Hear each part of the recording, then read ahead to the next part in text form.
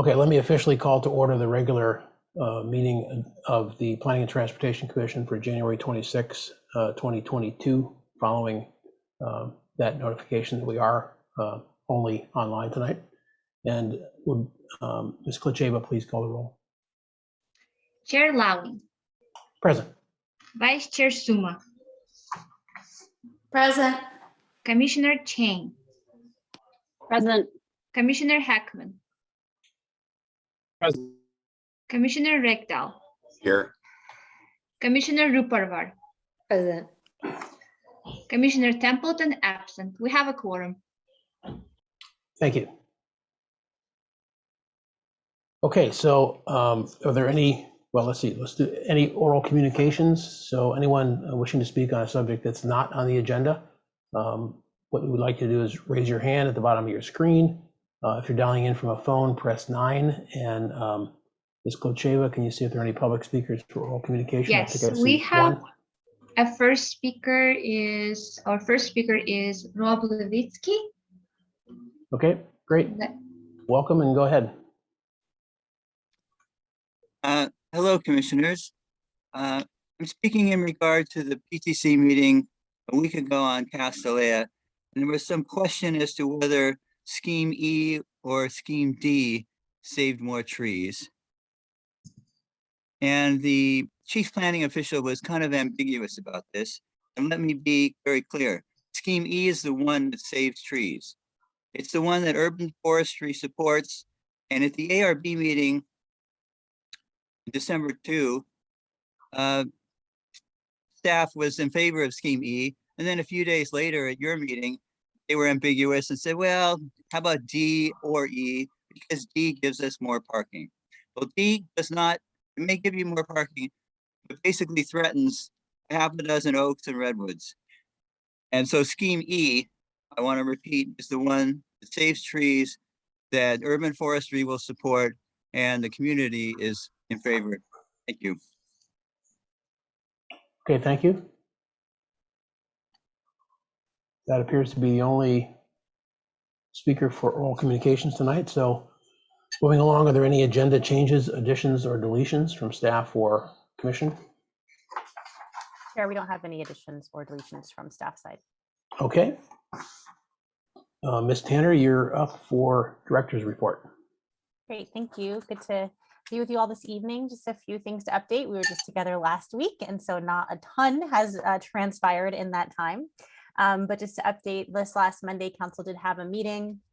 They did adopt on second reading the interim ordinance and permanent ordinance, but not the permanent, but regular ordinance for SB 9 and kind of integrating that into our code. Just kind of to explain, we have both a interim ordinance that was adopted on an emergency basis to be ensured that it could be in place on January 1st, and then also a regular ordinance that's just the duplicative of the interim ordinance. But you all will be considering the permanent ordinance soon. We should be bringing that to you in April or May. We do have one item with SB 9 to take to council first, another kind of addendum to the interim piece of legislation, and we'll bring that whole package and then some more back so we can think about, long term, how do we want to adjust our rules for SB 9. So we'll keep you up to date on that. If you're curious, thus far we only have one application under SB 9 that's been submitted, but it is only January 26th. So not too many days of that being the law of California. Council also discussed an item that's kind of related to the objective design standards that we're developing. And this was kind of really specifically looking at height transition areas. When you have a low density residential next to a higher density or higher capacity for density and height proposed building, what is the kind of transitional height zone that's needed next to that lower density building? And then also they took up making the setbacks requirements for RM40 similar and actually identical to the setback and front, both the front and side for RM40 are similar to RM30 and RM20. So they all have similar setback requirements, which is also easy for applicants to understand and also then easy for the city to administer. Next Monday, the council will actually be taking up the item you are discussing tonight, which is the tenant relocation assistance. And so they wanted to get that back quickly. So we will have your deliberation recommendation today. We will summarize that into an app places memo that will be published tomorrow. They have that on their agenda. It's the staff report that you all have. And so we'll be adding your information and recommendation to that via app places memo. So that's kind of what's coming up. As far as looking ahead, we'll talk about some of this when we talk about the idea of a retreat scheduling. We are going to continue remotely for the month of February for our hearings, and possibly could be in person in March. We'll continue to look for council direction on when boards and commissions should begin meeting in person. And the council itself will have its retreat, which will be virtual on February 5th. And I'm going to look up the time. I believe it may start at 8:30, but I will just want to look that up. But it is a remote retreat. It is on Saturday, February 5th. And of course, I will look up the time and make sure to get it to you before our meeting ends. But I want to say it starts at 8:30. And I think those are all the reports that I have. If you do have any questions, happy to answer them.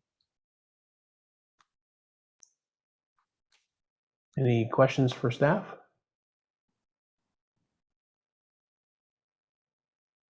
Okay, then we will jump right into item number 2 under action items, and a note for anyone that's an attendee is that the ADU item is.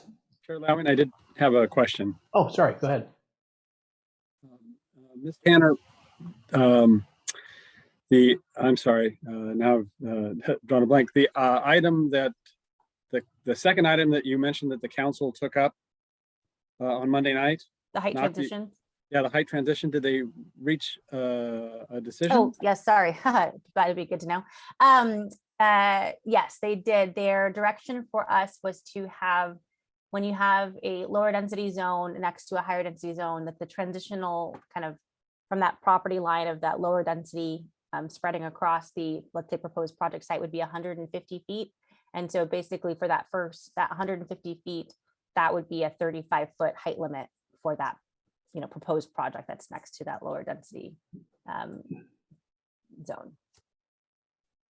If I can just follow up, because I know we had a discussion of this at some point last year, and there was some ambiguity, or some people felt there was some ambiguity.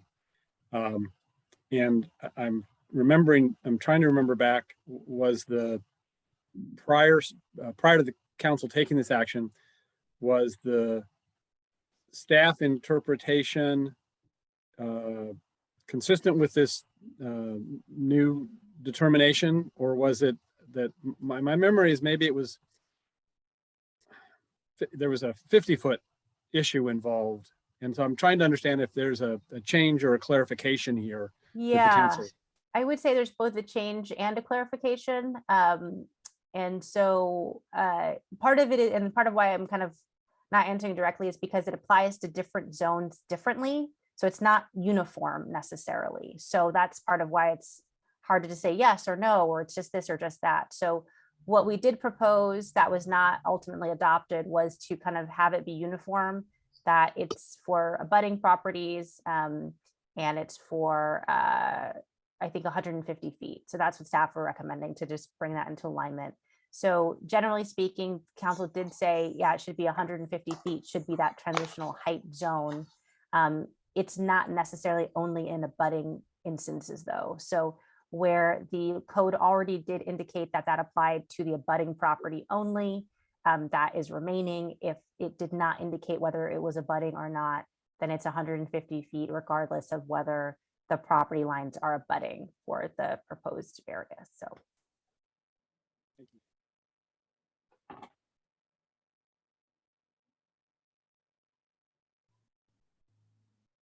Is that all, Commissioner That is Heckman? all, but you did remind me as you started, Chair, that we did have one item that was already removed from the agenda. Yeah. And so I'm glad that you were announcing that for folks. Yeah, that's been postponed. So if anybody was here to speak on that issue, there is no issue to speak about tonight. So the only issue is item number 2, which is a recommendation for City Council adoption of an ordinance amending Municipal Code Section 9.68.035 on relocation assistance for no fault evictions. So with that, why don't we go into a staff presentation? Great. Ms. Bigelow? Yes, we have Ms. Bigelow, and then we have her manager, Claire Campbell, who's here to provide support. Take it away, Lauren. Good evening, Planning and Transportation Commissioners. Lovely to see you again. Give me 1 second to bring up my shared screen. Et voila. Okay. And away we go. All right. My name is Lauren Bigelow, and I am the Partnership for the Bay's Future Fellow placed with the City of Palo Alto to work on renter protections. We're here tonight to discuss an amendment to the Tenant Relocation Assistance Ordinance, lowering the threshold to 10 units per City Council direction on November 29th, 2021. And to give you a little bit more background, the original Tenant Relocation Assistance Ordinance came into being in 2018 as a response to a pending mass eviction at the President Hotel. And as you know, the city applied for the challenge grant to get a fellow so they could continue working on renter protections. And in 2020, I started researching our renters, what protections Palo Alto already had, and what protections the community needed. Over the next year and change, PDS staff reported out findings to the PTC, HRC, and City Council. And on November 29th, 2021, City Council provided staff with direction on how to pursue the proposed renter protection policies to return to council. Part of why this is returning so quickly is because it is a simple amendment, literally changing one number, and there is a demonstrated need in the community. The existing language is part of Chapter 9.68, Rental Housing Stabilization in the Palo Alto Municipal Code. This chapter includes requirements for offering a 1-year written lease and relocation assistance for no-fault evictions. Tenant relocation assistance is currently applicable to properties or lots with 50 or more units, meaning all of the large rental properties in the city, or rather 22% of the rental housing stock. Tenant relocation assistance is defined as monies paid to tenants who have been evicted through no fault of their own, like an owner needing to renovate the unit or have a family member move in. And as you can see here, the assistance provided is mostly based on the unit type. So a studio would be initially was set in 2018 as a $7,000 payment. 1 bedroom is $9,000, 2 bedrooms, $13,000, and 3 or more bedrooms initially set in 2018 as $17,000, or at that time was considered 3 times the rent, the median rent. The existing TRA provisions also include a supplemental payment of $3,000 for low-income households, or a tenant who is 60 years of age or older, a tenant who's disabled, or a tenant who is a minor. And based on the table presented, we can see the green indicates that this is the large apartment complexes, those 50 plus units number that is covered by the current ordinance, and the light blue covers the draft ordinance that'll be taking up medium-sized apartments from 10 plus units at the property. That will effectively double the amount of rental units covered. And as you can see here, tenant relocation assistance is not uncommon in the Bay Area, particularly because of the high cost of living. Here's a list of cities that provide varying degrees of relocation assistance that we had discussions with, from large cities like San Jose and San Francisco to smaller ones like Santa Cruz and Mountain View. As was mentioned in the staff report, amending this ordinance falls into alignment with several policy goals. Renter protections are examples of affirmatively furthering fair housing, which has been named as a priority for the state's Housing and Community Development Department. Tenant relocation assistance is a renter protection. Also, increasing community stability is one of the goals of the comprehensive plan, and tenant relocation assistance provides greater community stability by incentivizing keeping tenants in their homes. Tonight, staff recommends the Planning and Transportation Commission recommends the City Council adopt an ordinance, which is located in Attachment A, amending Palo Alto Municipal Code Section 9.68.035, which is relocation assistance for no-fault evictions, to apply to structures or lots containing 10 or more units instead of 50 or more units. And after the discussion tonight, the next step will be to consider an urgency ordinance and first reading of this ordinance next Monday, January 31st, 2022. As per usual, please do not hesitate to reach out. We are also posting updates to this work on the city's website under long range planning.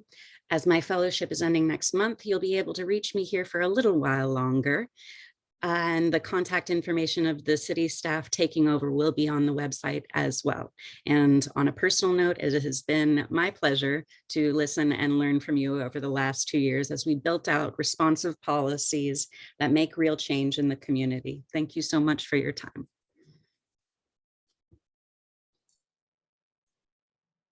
Thanks very much, and for your service to the city. So we want to take a few questions now, maybe for Ms. Bigelow or Ms. Campbell, and then we'll go to public comment. Commissioner Rectal? Yeah, I have a couple just clarifications here. Pardon my ignorance, is this apply only to breaking leases? How about if a lease ends and the landowner does not re-up, does not offer a new lease? Does this apply still?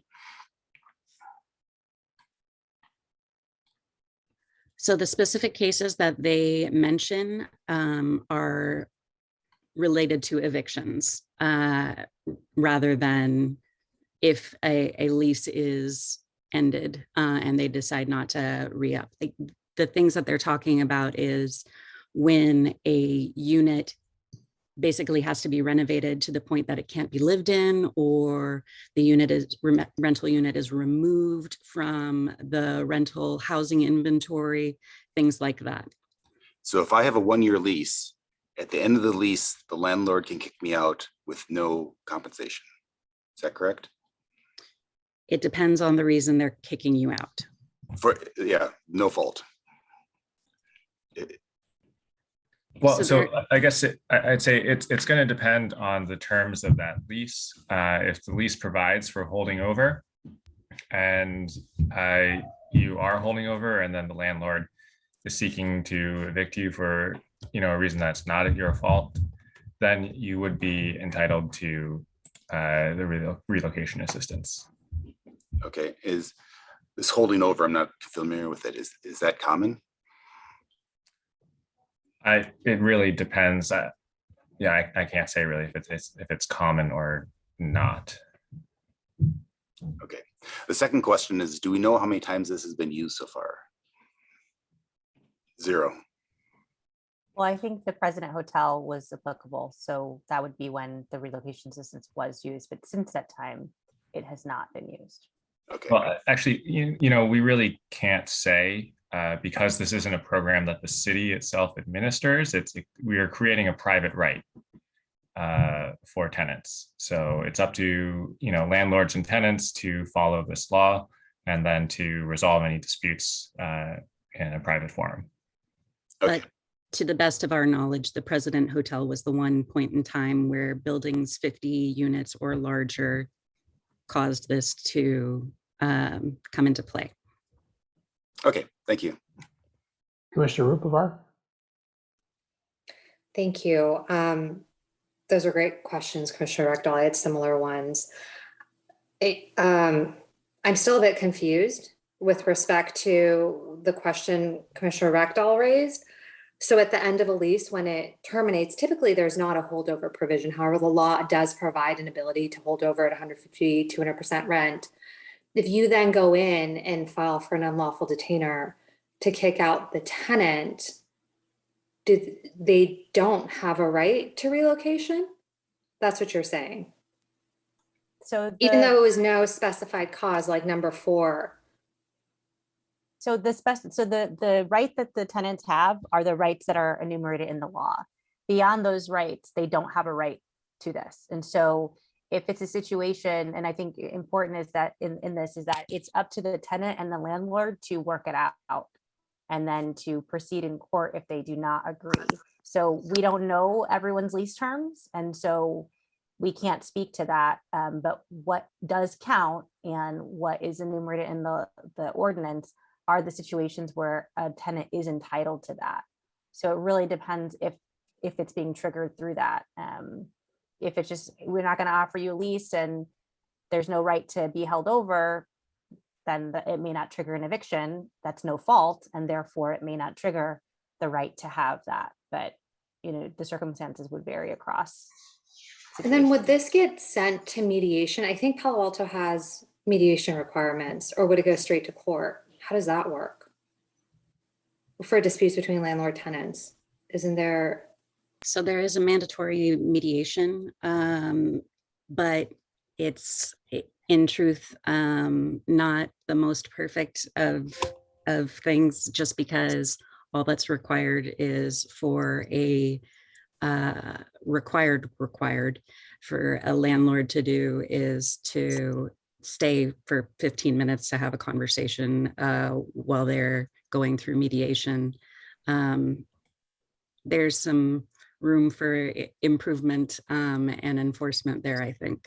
So it's not a formal mediation process with a paid mediator or anything. It's a informal. It's formal in terms of that it's a process with Project Sentinel. But I think what Ms. Bigelow is indicating is that to satisfy the mandatory nature of it, a minimum of 15 minutes must be spent in the conversation, but it's not, that could be the extent of it if the landlord or really either party chooses not to pursue that mediation path further. That's right. It could come down to what's akin to virtue signaling, right?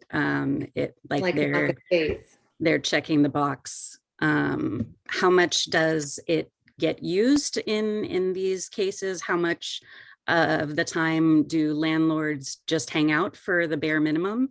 I don't think that it's a ton of time, but I do not. I think we shouldn't speak on it if we don't know. So let's just not speculate about that program because we don't operate it.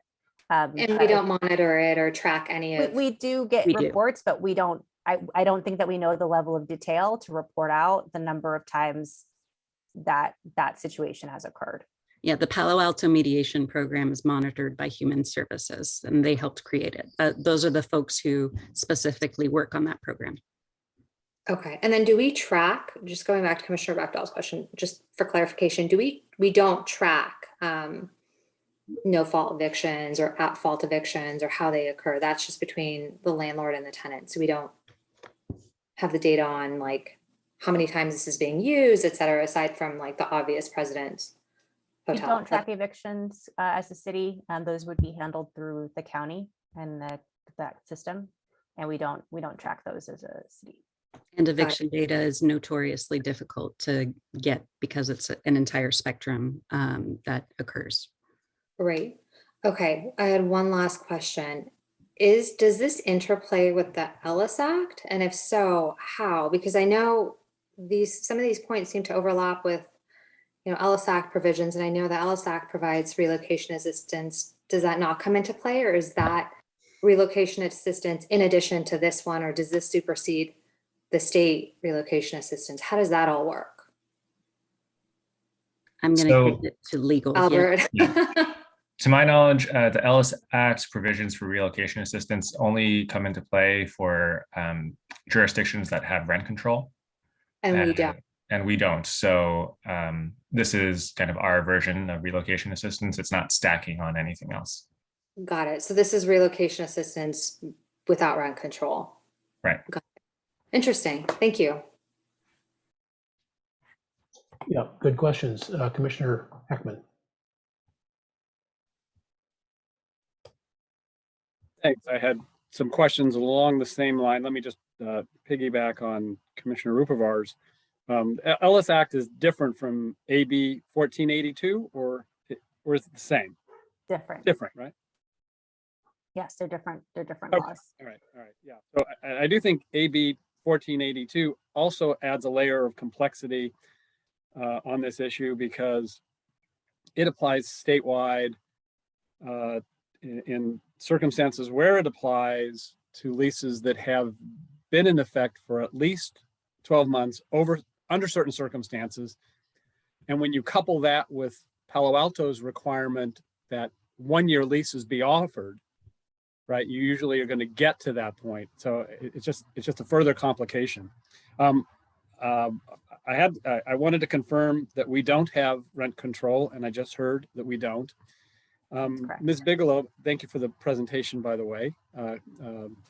Crystal clear as always.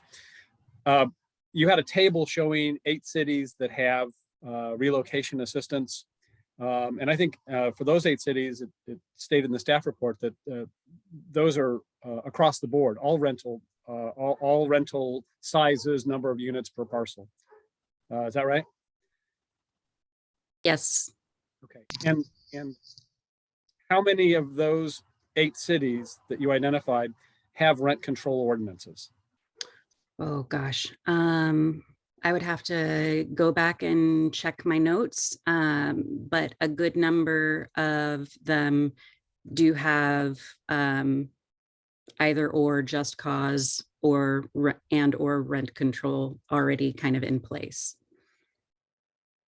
I do think that that's, if we're going to be comparing this city that does not have rent control to other cities, I think it's important for us to understand if there's any differences between our existing regulations and theirs. So that, I think that would be useful information for the commission. Of course. Let's see. Are there any studies that you're aware of or that you have conducted since you got this direction from council, comparing the impact of this relocation assistance program on these medium-sized apartment properties compared to the large size 50+ apartment properties that it currently applies to?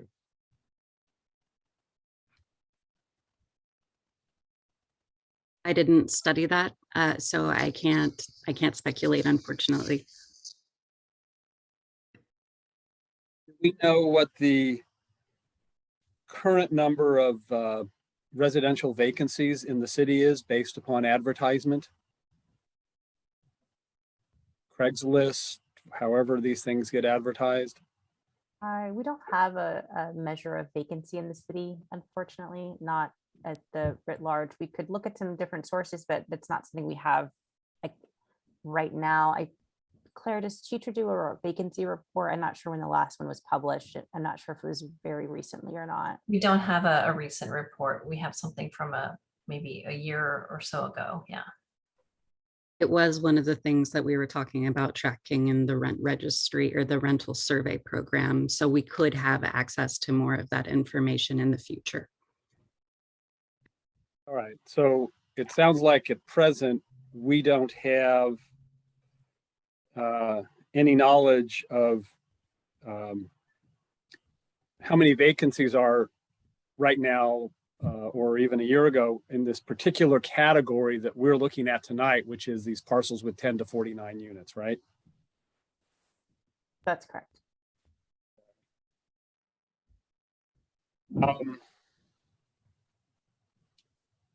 And then this might be a question for Mr. Yang. I'm sorry, I don't know the answer, but when a landlord in Palo Alto wants to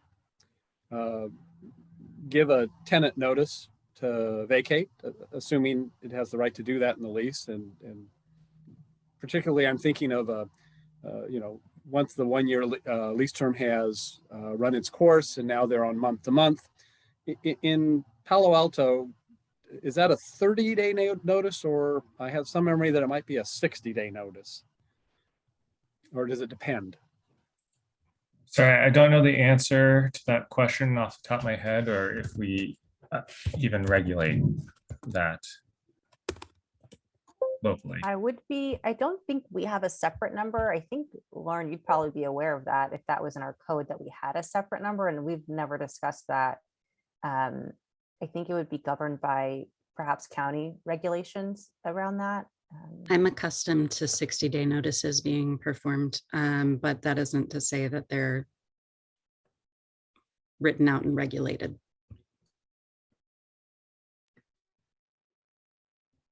Those are my questions. Thanks very much. Commissioner Suma?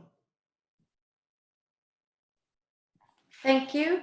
Thank you to everyone for the report. And I was just wondering, so the tenant relocation assistance is based, the financial amount of it is based on the number of bedrooms, and then the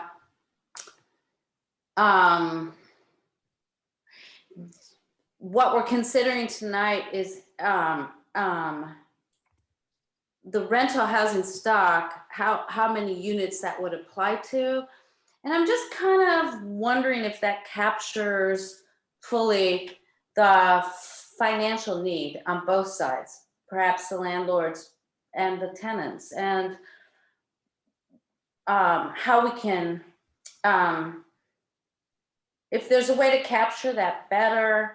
And kind of related to that is, well, you can maybe help me with that first. Yeah, I think that's a great question. And when you say capture it, what I interpret that to mean is, I think the theory of tenant relocation assistance is that it might deter a landlord from evicting somebody when there's a no fault eviction, and try to work with that tenant to come up with a plan to keep them housed there, even if they need to renovate, can they come back and things like that.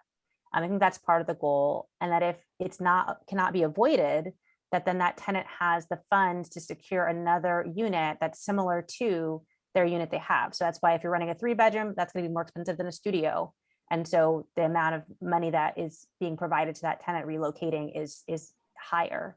I think part of the thought behind, to what size developments does it apply, could be many. We don't want to presume to know the minds of policymakers. But an idea could be that, larger buildings, even at 10 units or more, may be more owned by folks who are professional landlords or professional property companies. They are in the business, certainly, of renting property, and perhaps have the resources to provide that assistance should they decide the best course of action for their business is to have that tenant to vacate that unit. So that's kind of the idea, and I don't know if that helps answer your question. Yes, so packet page 9, the no fault eviction description 1, 2, 3, 4. On 3, you say a natural person. I'm assuming that's to capture the idea that it's not a corporation or solely an entity that is expressly not personally interested, but maybe I'm putting words in your mouth, but I think what that's supposed to prohibit maybe is corporations or people who aggregate a lot of land and make money off of it from having the same rights as maybe smaller property owners. Am I understanding that correctly? I'll ask Mr. Yang to answer in part. Neither myself nor Ms. Bigelow were here during the development of the original ordinance. Yeah, so that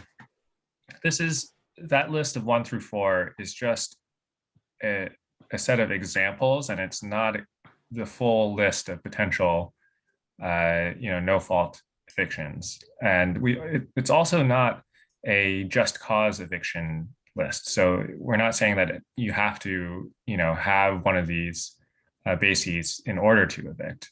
This was just common examples of no fault evictions.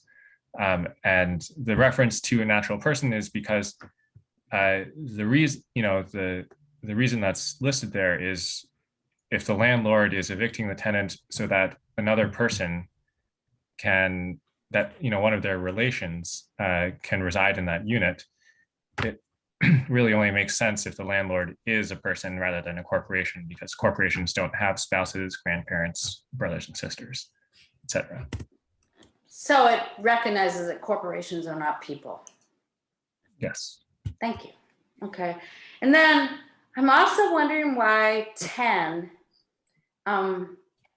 really appreciate that council thought that 10 units was a sweet spot, but could staff and maybe Ms. Bigelow help me to understand that, because I don't understand it. Certainly, I think we can try to recount to the best of our recollection what the council intended and what they stated. But certainly that is a number that they selected. We did offer them, and as to the PTC, a range of, it could be lowered from 50 to any number of kind of gradations lower than that. Ms. Campbell or Ms. Bigelow, do you want to opine? I was at the council meeting, but honestly, it was a while ago, so my memory is quite rusty on this. Yeah, topic. I was going to say the only thing that it wasn't really, there wasn't a lot of back and forth conversation about the number. In all honesty, we used the numbers 3, 5, and 10 when we initially proposed, and they seemed to think that 10 was the way to go. And because there wasn't a lot of conversation about it, it's hard to say exactly why they landed on that number. I can say for our part, I think part of what we were looking at is capturing a larger share of the rental units in Palo Alto. And I think as the one part of the slide showed, just kind of having more tenants be protected than fewer. Because as Commissioner Heckman pointed out, the cities that we called attention to had coverage for all of their rental housing rather than just portions of it. I very much appreciate that. And considering that nearly half the people that live in Palo Alto are renters, I'm very interested in expanding the protection. I'm just wondering if 10 is a little bit of an arbitrary number and won't capture all the people that need to be helped by relocation assistance. And on the other end, for some landlords, maybe a burden, financially, for some small landlords that just own maybe one building or something. So it's hard to find the right number. So thank you. I'll leave it at that for right now. Any other commissioner questions? I have a couple. There aren't any others. Also on packet page 9, item number 2, I was a little bit, well, I won't say I was confused, but my question is, to perform work on the building or buildings housing the rental unit that will render the unit uninhabitable. My question is, for how long? So if it's going to be uninhabitable for 2 months or a year, what does that mean that they automatically get back in? There was a reference to something that I'm sure was unrelated, but the concept is the same on packet page 12, that SB 30 tenants displaced from their housing for construction of new housing have some rights to return and relocation payments. So I know that's not directly coordinated here or correlated, but the question remains, what would have to qualify under that second one without it being sort of arbitrarily tossing them out? So again, this is just a list of examples of no fault evictions, and the way that the ordinance is written, what we do is we list the circumstances in which we would consider the tenant at fault. And if it's anything other than that, it's considered a no fault eviction. So, you know, Yeah, I think know, but that doesn't really address the second part of my question, which is that if they get evicted and they get paid to move, Mhm. and they want to come back in 60 days because the uninhabitable part was only 60 days, does that result in on a negotiation? Is that what I think that's what kind of Mr. Tanner was kind of indicating, is that instead of doing that, they'd like to keep the tenant, but, you know, they still can't live there for 60 days, so they pay Yeah, them I hotel think- bills for 60 days? I Well, mean, how that work? I think what I was trying to say is that could be something that happens, right? So Yeah. if I'm a landlord, instead of paying, let's say, 7,000, whatever thousands of dollars to the tenant to have them permanently be no longer a tenant, I might say, well, I'd rather just put you up in the hotel instead of going through eviction, which also has its own costs. If Right. we're not able to reach an agreement that's amicable, I'll just put you up in a hotel for 2 months and then you're just going to continue your tenancy. That could be something that occurs. That's not the law, but just it's trying to discourage evictions, right? And help people to find ways to avoid it. However, if a landlord chose, hey, I'm renovating and I just want to have you leave and I want to be able to have a new tenant, you know, when I finish up, under SB 330, depending on the nature of the renovation and the development, there could be rights to return. But again, it's not necessarily at the guarantee that's going to be the same rental rate. So maybe Sure. the cost goes up, et cetera. But there's no Um, correlation that these folks would have like first right of refusal or anything. It would just be kind of a whole new transaction. Hey, we're open again. Here's the rent. If you want to come back, because I already paid you to move away. Is that what you're saying? I don't know that it would be a right of first refusal, certainly. It doesn't sound like it. That's just what I Yeah, wanted to confirm. but I think the right This of ordinance Mhm. does not do anything like that. Got it. Okay. that would be under SB 330 that they would have those rights Okay. For returning. Okay. Those are my two questions. Seeing no other questions, we'll see if there's any public comment on this issue. Yeah, we have one from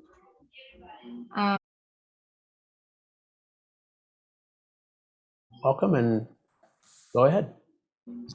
Hi, can you hear me? yes. Yes. Great, thank you. Thank you, commissioners, for allowing me to speak tonight. My name is Anil Babar. I am a representative of the California Apartment Association. We are very concerned about this proposal. We feel that it's coming at a very irresponsible time. Owners have lost money from tenants who have unable to pay the rent for many, many months, if not a year or more. The funding that the state and the federal government have offered to help recover much of that missed rent has been very slow to come through. And when it has come through, it's not always enough because oftentimes tenants are continuing unable to pay the rent. And then that problem is only further compounded by the fact that we're seeing that money drying up. A lot of states have reported inability to fund those programs, and we're afraid that California might be soon one of those states where they've run out of the funds to compensate for missed rent. And this is particularly acute for mom and pop tenants, many of them who will be swept under this new program that you're proposing with such a low threshold, as Commissioner Suma very rightly recognized. These financial problems will also take many years for owners to recover from. And just because the state has recommended that proposals like this help further affirmative action doesn't mean it's coming at the right time or coming at the right time at all.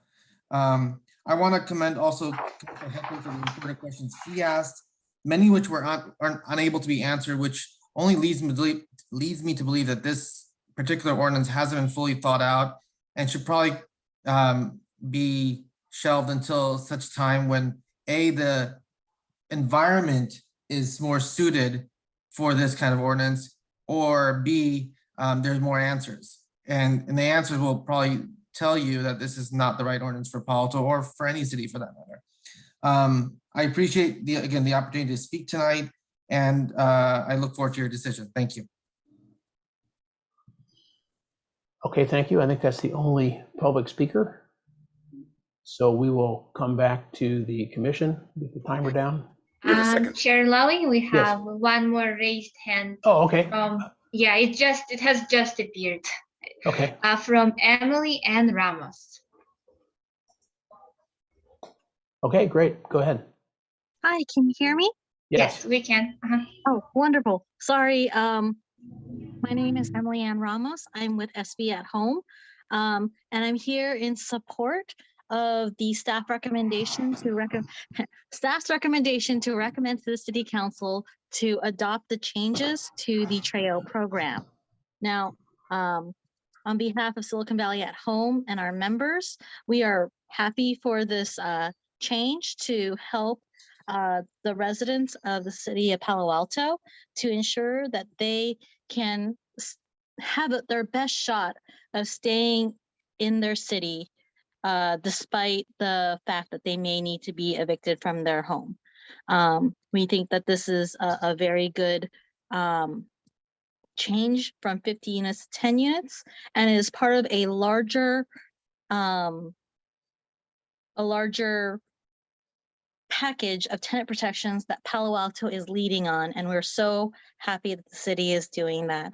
So thank you so much for your work, and thank you so much for moving forward on these packages of tenant protections. And we look forward to seeing the rest of the policies come forth to this commission and to the city. Thank you so much for your time. Okay, thank you. All right. I don't see any raised hands. I believe this concludes our public comments. It does, thank you.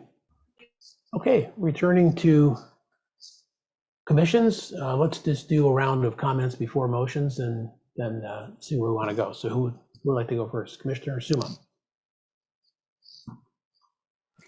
Thank you. I had another question for staff, and that's in the proposed ordinance, section F, which addresses how a landlord might request a waiver or adjustment. Could staff, that was kind of hard for me to understand.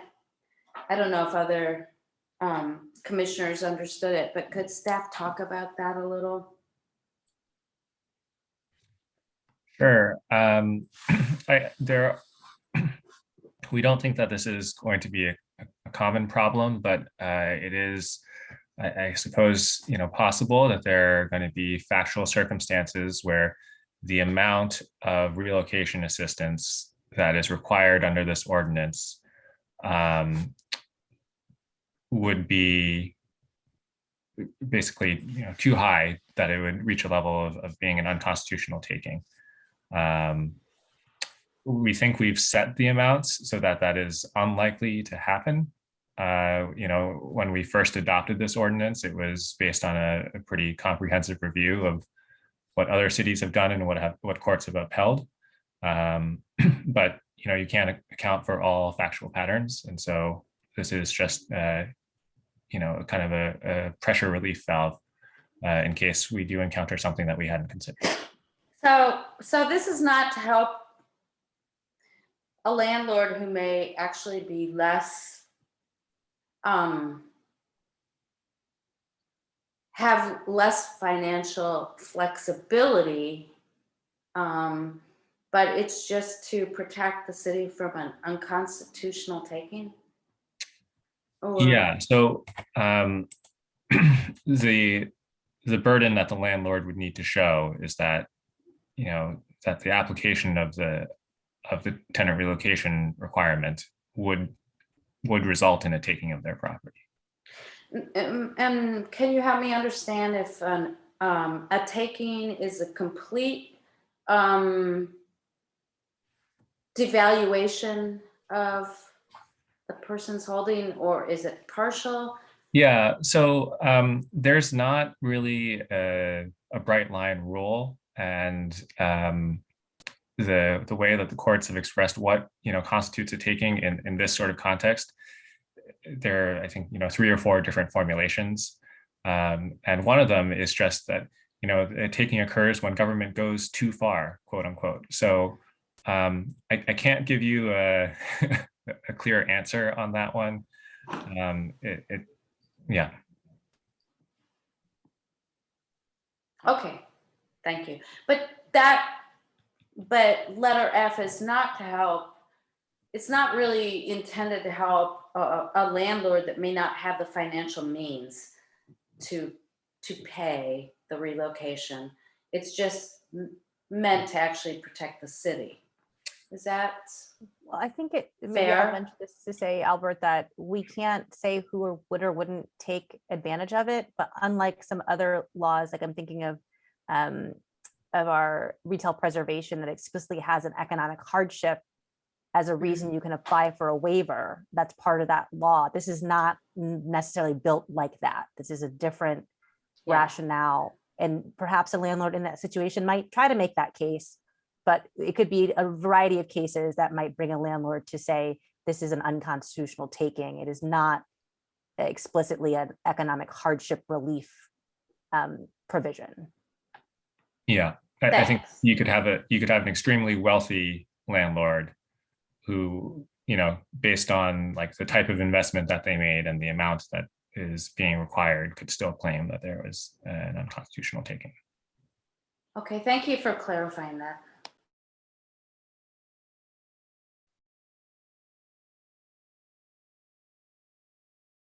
Commissioner Heckman? Thank you. So the salutary goals of the ordinance amendment we're talking about tonight is to bring to tenants on properties with 10 to 49 units what I'll call a soft or softer landing in the event of a no fault eviction where they haven't done something wrong. And that goal we recognize helps all the tenants in that category, but in particular, we are aware of the rent burden tenants because a lot of the tenants in those units are rent burdened by the definition that we have in our, that's provided in our staff report.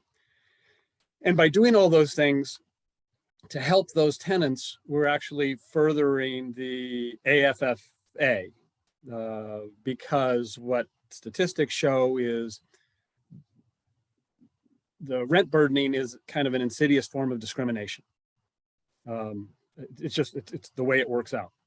And so those are undeniably laudable goals.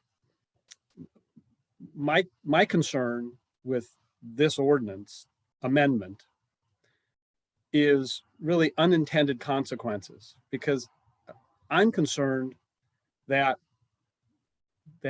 taking this action could have the exact opposite, nearly the exact opposite effect, and hurt the exact population that we are trying to help. And let me try to articulate the concern.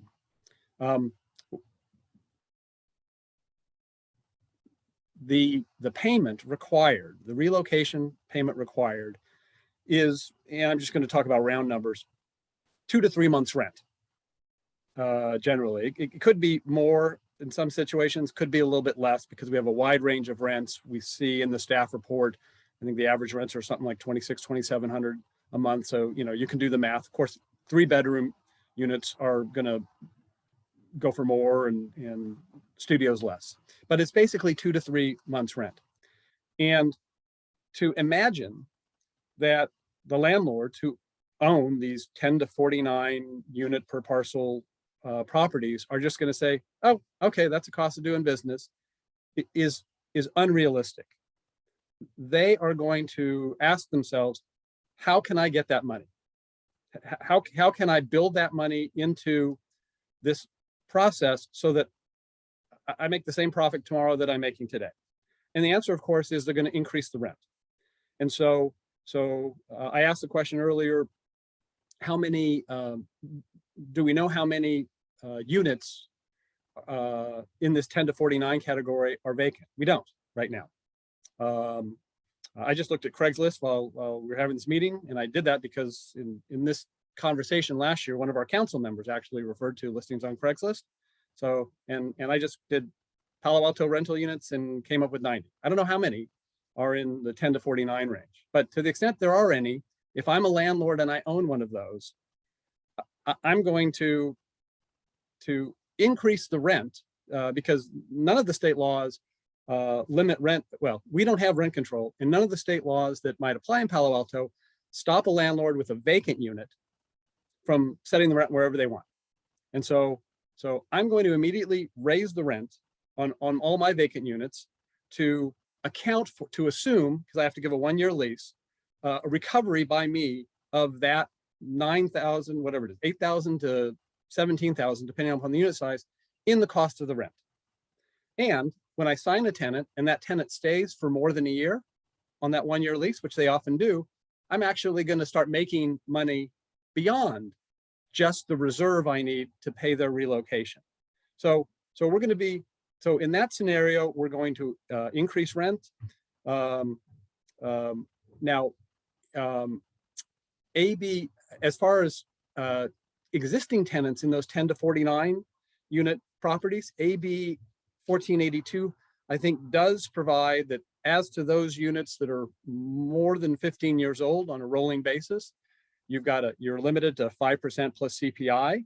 But for any of our buildings that are less than 15 years old, that doesn't apply. And so if I've got tenants on my 1-year lease who are now month to month in those units, and I've got a building less than 15 years old, I'm going to bump up their rent, knowing that this is going to apply. And as to if my building's older than 15 years old, and maybe I've been, not too aggressive in rent increases, but I'm going to be aggressive now. I'm going to do that 5% plus CPI every time. So the risk, I think, is that we're going to see in units of 10 to 49 per property, rent increases to cover these costs. And that's going to hurt more than anyone else, the rent burdened people. And as they want to come into Palo Alto, they're going to see these higher rents and not be able to afford them, or have to basically step down and take a smaller unit, a less desirable unit. And so I feel like I haven't heard any information tonight that addresses that concern, that tells me that this actually is going to do what we want it to do rather than hurt the people we're trying to help. So those are my concerns, and I'll leave it there. Thank you.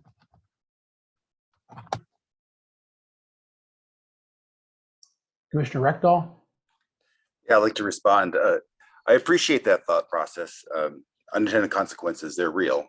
We have to be very careful that what we're doing is careful. And so I can see situations where landlords will think that and say, well, I better save this money, get this money ahead of time because I may be penalized down the road. But we have a competitive rental market and they have to compete against other landlords. And if they raise their rents, their vacant apartment may stay vacant longer.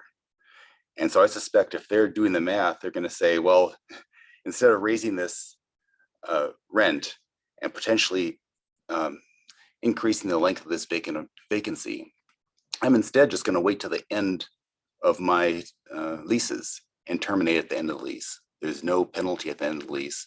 And if they have 1-year lease, that means they on average wait 6 months. If you're planning any type of renovations or something like this, you're going to have 6-month lead. So I think that's the most likely case, that they will rearrange their schedules so that any type of action occurs at the end of the lease as opposed to be in the middle.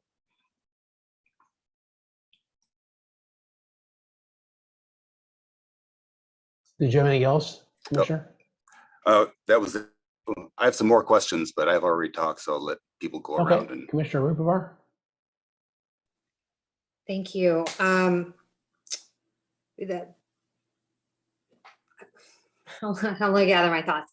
I think that, and this is an issue that comes up all the time in a lot of different cities, where balancing renter protection versus unintended consequences, and how are landlords going to respond and react. I think I've raised this issue before, and I continue to struggle with it. We have a lot of speculation, and we've asked for data before. I understand maybe we don't have the data available, but again, we're speculating. Like, I wish there was a way where the city could provide us, or there, some kind of study. Well, do landlords actually raise rents? I mean, you can like track these sorts of things and see, do they raise rents? Are there instances where they raise them at the end? Are there instances where now we're seeing more evictions because landlords are finding excuses to kick people out? Or are we seeing, I mean, the issue with deterrence and delay of renovations, does that actually happen?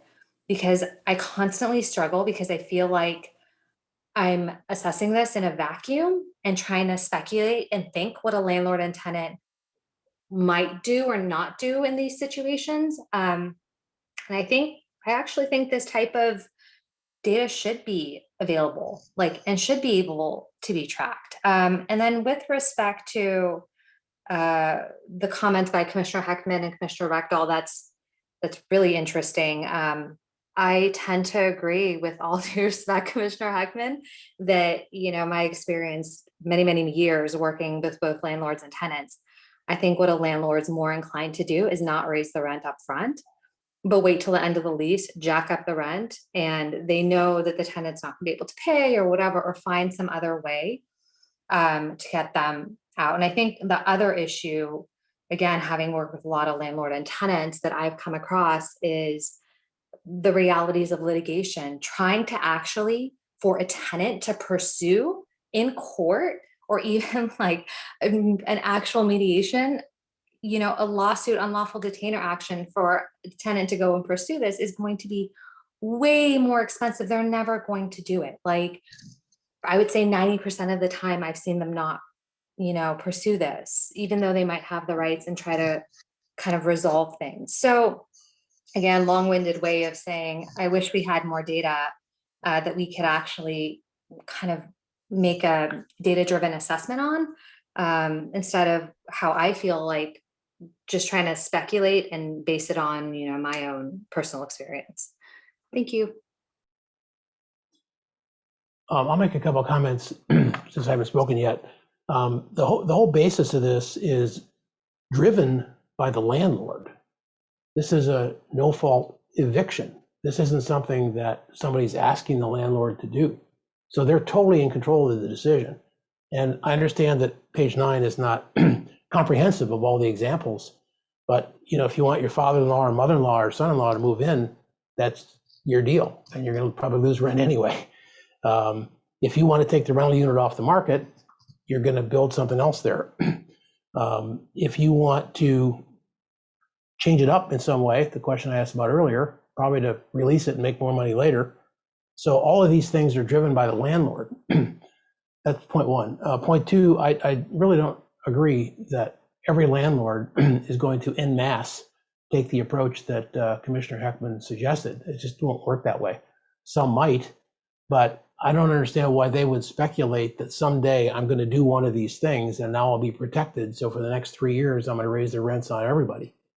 They would be one of the least places in the city. So I don't sort of buy that economic analysis. The AFFA thing, as Commissioner mentioned earlier, is a big deal. We'll see that in the housing element. So doing everything we can to make sure that our housing is up to snuff in that area is important to do. Using the 10 number, which has come back to us from council, we didn't give that to them, still leaves over half of the folks in town still cost burden on their rent. And in our last meeting, I believe it was our last meeting on this issue, we've seen it twice, we actually talked about, is there a way to give this kind of assistance more or less to folks that are less or more rent burdened? And there really isn't a way to administer that. So that has to be off the table, right? If somebody's making $200,000 a year or $20,000 a year, we can't really address that at all. So I think that there's a lot of reasons to do this. I'm not fixed or wooden in the number 10 if there are arguments on either side, but I will underscore that that's what's come back from council that they're suggesting that they want. So at least we should comment on that. And if we're going to recommend something else or an alternative, we should be specific about why. So that's all right now. Let's see. Commissioner Chang hasn't spoken yet.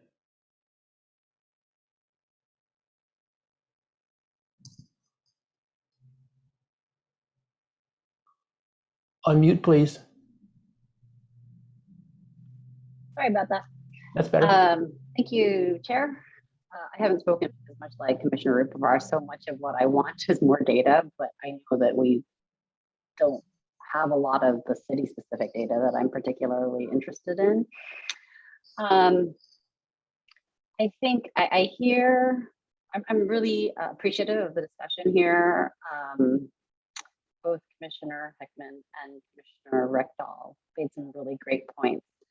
And I think where I'm coming out on this is that, like Commissioner Lowing said, this is landlord driven, and most of what would need to be done to a unit, because I was very concerned about, potentially decreasing the overall quality of our housing stock over time.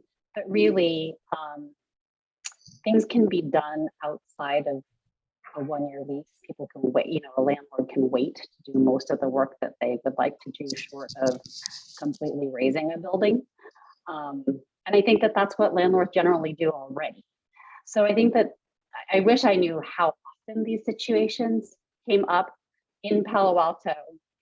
How often, does that happen the most in units, in buildings with under 10 units, with 10 to 15 units, with, 15 to 25, 25 to 50. I wish I had that granularity of data. And I also wish that we knew what,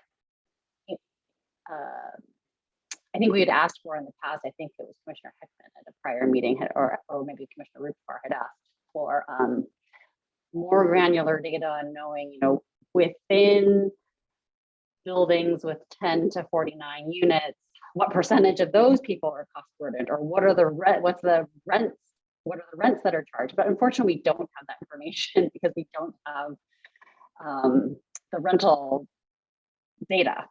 So given all of that, and given kind of the situation that we're in, with a lot, we know that at least globally, a lot of our tenants are rent burdened. This seems to make sense, given that the most unintended consequences can probably be managed by a landlord, but it's a big guess. And so I think that's where I'm coming out on it. It's like I'm kind of waffling on both sides. All are valid arguments, but we just don't have the data. And so we have to do what we think is right. I just want to say, Commissioner Chang, thank you for your comments. We heard all of them. I do think your AirPods may be breaking up a little bit, so it wasn't as clear as you normally have sounded. And I don't know if that was just me, but I think it might have been breaking up just a bit. But we did capture what you said, so we heard you. But maybe if future comments might consider that. Okay, Commissioner Rectal. Okay, yeah, I mean, this is a balancing act because, as Commissioner Suma said, not every landlord is deep pocket, and we have to be careful that we're just not thinking that we have this infinite supply of money that's going to pay for these. And so if we look at the, what slide is this? Slide 5 in the presentation where they have the amounts in it.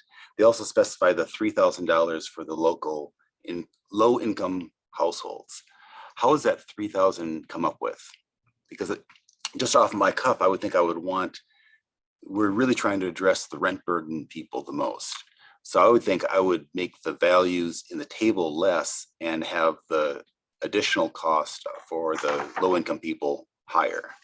So how is that these numbers come up with? I will ask Mr. Yang if he recalls from that period of time how we arrived at this number. Yeah, I believe it was a survey of what other jurisdictions were providing. Okay. So if I have one comment to council, I would say I would want them to reevaluate what that 3,000, where that came from, and do we want to raise it? Because if we are going after these rent burden households, that's the number that we really want to look at. And I also, Commissioner Suma was saying, what about 5 versus 10, or where the number of units per development? Where do we draw the line? If you look at the staff report, there was, by going from 10 down to 4, we would get another 20% of the renters, and I would think that would be a good thing. Now that also means 20% more landlords affected. But again, as Commissioner Lowing said, is that the landlords control the timeline. And I think that's a big thing. And I'm more willing to impose on the landlords, knowing that they can get out of it just by controlling the timeline. So I would be interested in moving that break point down from 10 down to 4, or perhaps even lower. Okay. That's all. Thank you. Commissioner Heckman?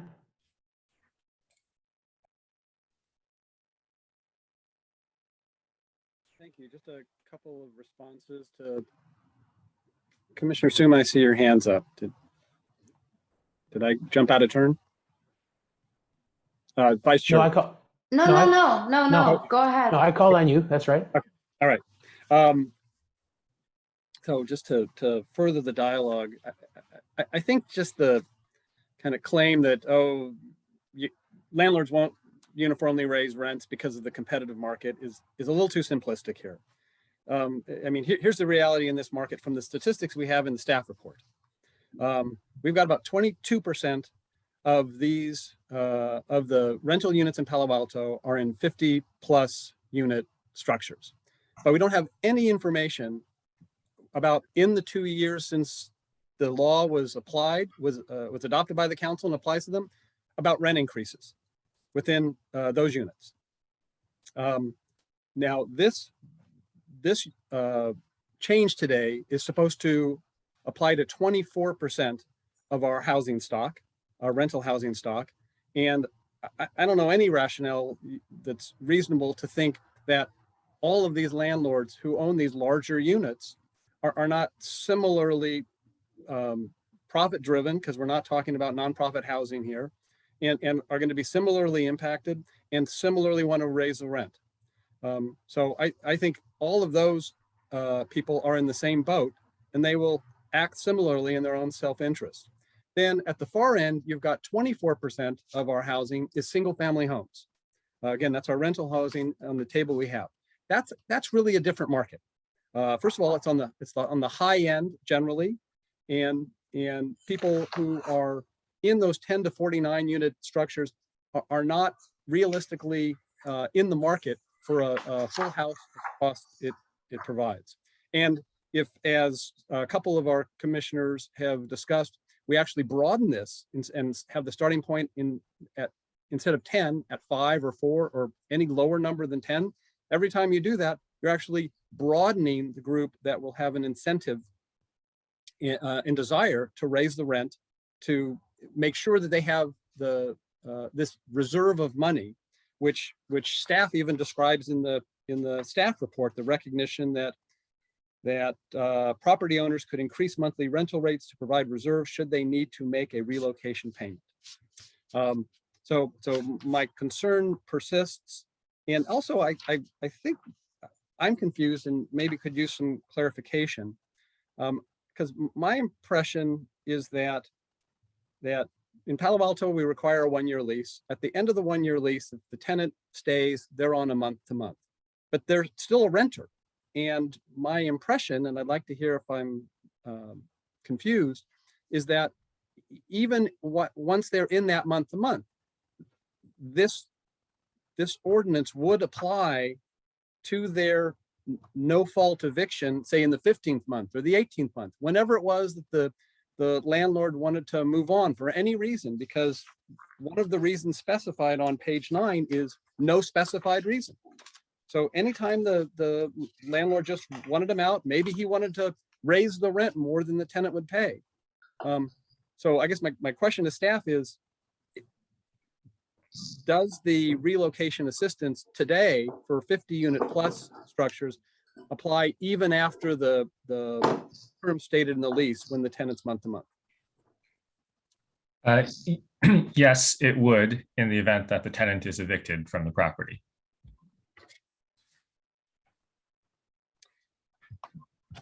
Thank you. Commissioner Suma? Thank you.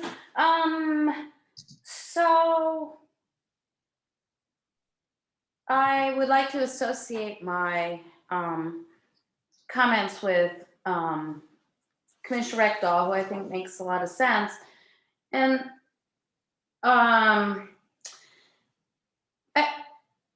I think what's really been demonstrated here tonight is a real need for the rental registry. Almost half of the people that live in the city are renters, and we really need data on that. So that's a good thing. With regards to the 1-year lease, I mean, before COVID, I don't think it was a given that a landlord would give you the 1-year lease that was required. I have had personal knowledge of people only being offered month to month, which creates a lot of uncertainty and hardship for renters. And when it comes to like understanding, I don't quite get how many units are on a parcel would really change our mind about how we wanted these evictions, no fault evictions, to be handled. I mean, so there's 10 units or so there's 4 units. If you're just renting a house, how is it any different for the tenant? If what we're trying to do is to provide some certainty and assistance to tenants, why does it make a difference how many units there are on a parcel? So I guess there's a little bit of a difference for a single family home that's rented, but I don't know. It comes to mind that a lot of people share renting a lot of young adults share renting single family homes also, because that's one of the options available to them in Palo Alto. And so I understand that the council was trying to come up with like something to give us to react to, but I don't find the 10 units compelling at all. I think if we believe people deserve tenant relocation assistance, we should believe they all deserve it. What's frustrating to me, and what I don't think we can get to tonight, is to understand every tenant and every landlord's financial ability, and so we have to make some kind of recommendation. But I would be much more comfortable with going much lower than 10, because that just seems not to capture what we're trying to do here, which is to help tenants relocate when they've been kicked out through no fault of their own. So I would be very interested in discussing Commissioner Reckdahl's idea of 4 or maybe even 3 or something, because the amount of units, it doesn't make a difference to the tenant that's having a hard time relocating because of the high cost of housing here. So I'll leave it at that. Commissioner Rupavar. A clarifying question for Mr. Ying. So when we first began this conversation, we were saying that after a year, the lease ends, and thereafter it wouldn't be a no fault eviction. But what Commissioner Heckman just said is, pursuant to the Palo Alto Ordinance, that's not what happens. When a lease ends after a year, our ordinance then requires a month-to-month lease. And you just said that this ordinance would apply. Therefore, based on that, the ordinance would always apply. It wouldn't not apply after a lease term ends. Am I understanding that correctly? Yeah, so I don't believe that we have any local regulation that requires a month-to-month arrangement. But although, Okay. I understand there might be some state laws that speak to that. But on the question of when is some relocation assistance required to be paid to the tenant, it's in any circumstance where the tenancy is being terminated not voluntarily by the tenant, right? And not in an tenant at fault situation. What about contractually? What if it's being terminated just pure contractually. The relocation assistant would not apply. You mean by rent? A rent dispute. Is that what you're saying, Commissioner Rupavar? No, I'm saying like contractually the obligations end. So the lease ends at the end of the year. It's just a contractual term, like ending, Right. right? That's not a no fault. Right. I guess I would characterize that as voluntary termination, right? If that's something that the parties agree, you know, at the end of the year, this tenancy is going to end. Right. Yeah, can I just put a point on? I had sent the same question. Can I just put a point on it? Yeah. I've got a lease for $2,000 a month as a landlord, and I want to raise it to $2,200, and the leasee says no. Aren't we done? I don't have to pay them relocation assistance just because we don't agree on a new rent number. That's just, we decided not to do a new transaction together. That I don't see how that could possibly apply to what we're talking about here. Of I would have to, as a landlord, have to be forced to pay whatever this number is just because we couldn't agree on a new rental number. Right. I think part of it depends in these circumstances. There's a lot of variables. And I think what we can clearly say is that if that ended up leading to an eviction proceeding in court that is not covered in that list of things that are at fault, then it may. But I think it's hard to, if parties are agreeing, hey, lease is over, rent's going to be this much, I don't want to live here, there's no question. But if a landlord is proceeding with an eviction that is not on that list of reasons, which are actually, I think 1 through 10, is it, of causes, then, and again, the eviction is a proceeding through court. It's not just like, please leave. It's an eviction. That is when these relocation assistants are needed. Well, not to split hairs, say, Albert? We're not all lawyers, but if that, the tenant could say, I'm not paying that rent and I'm not going to leave for 6 months, and there would be an eviction notice that went out because the landlord's trying to get the tenant out. Right, But and if they're not they'd paying already- rent, non-payment of rent is a at fault eviction. If you're not Right. paying rent, you can be evicted and you don't get relocation assistance. Right, exactly what I'm saying, exactly. Yeah. So it doesn't seem like, this would apply at all in just a rent dispute that they don't want to up the lease after the rent is raised, which is what was said earlier in this conversation of a way to get people out is just to say it was 2,000, now it's 4,000, you want to stay or not. And, whether that's disingenuous or not, that's legal. So, sorry, Commissioner Rupavar, I was just trying to clarify that point. Yeah, Go no, ahead. that was super helpful. I appreciate that. And then there's no, just taking that one step further, there's no, like, just confirming, there's no requirement that things get kicked down month to month. You just confirm that, Mr. Yang, right? Not from like the perspective of Palo Alto's regulations. Okay, Yeah. thank you. Commissioner Chang? Thanks. Can you hear me now? I think I'm having problems. You can? That sounds Okay. better. Okay. I am still confused about how this really works. Kind of trying to ask Commissioner Rupavar's question again. So let's say the lease ends. At that point, if I want to have my grandmother live in the unit and don't want to renew the lease because of that, I would be forced to pay tenant relocation assistant. Is that correct? Are you the landlord in this case? I'm the landlord, yes. Okay. Sorry. I am the landlord. Okay, so again, it really is dependent on the terms of the lease that you had and whether the tenant had any rights to remain in that unit, at any specified rent.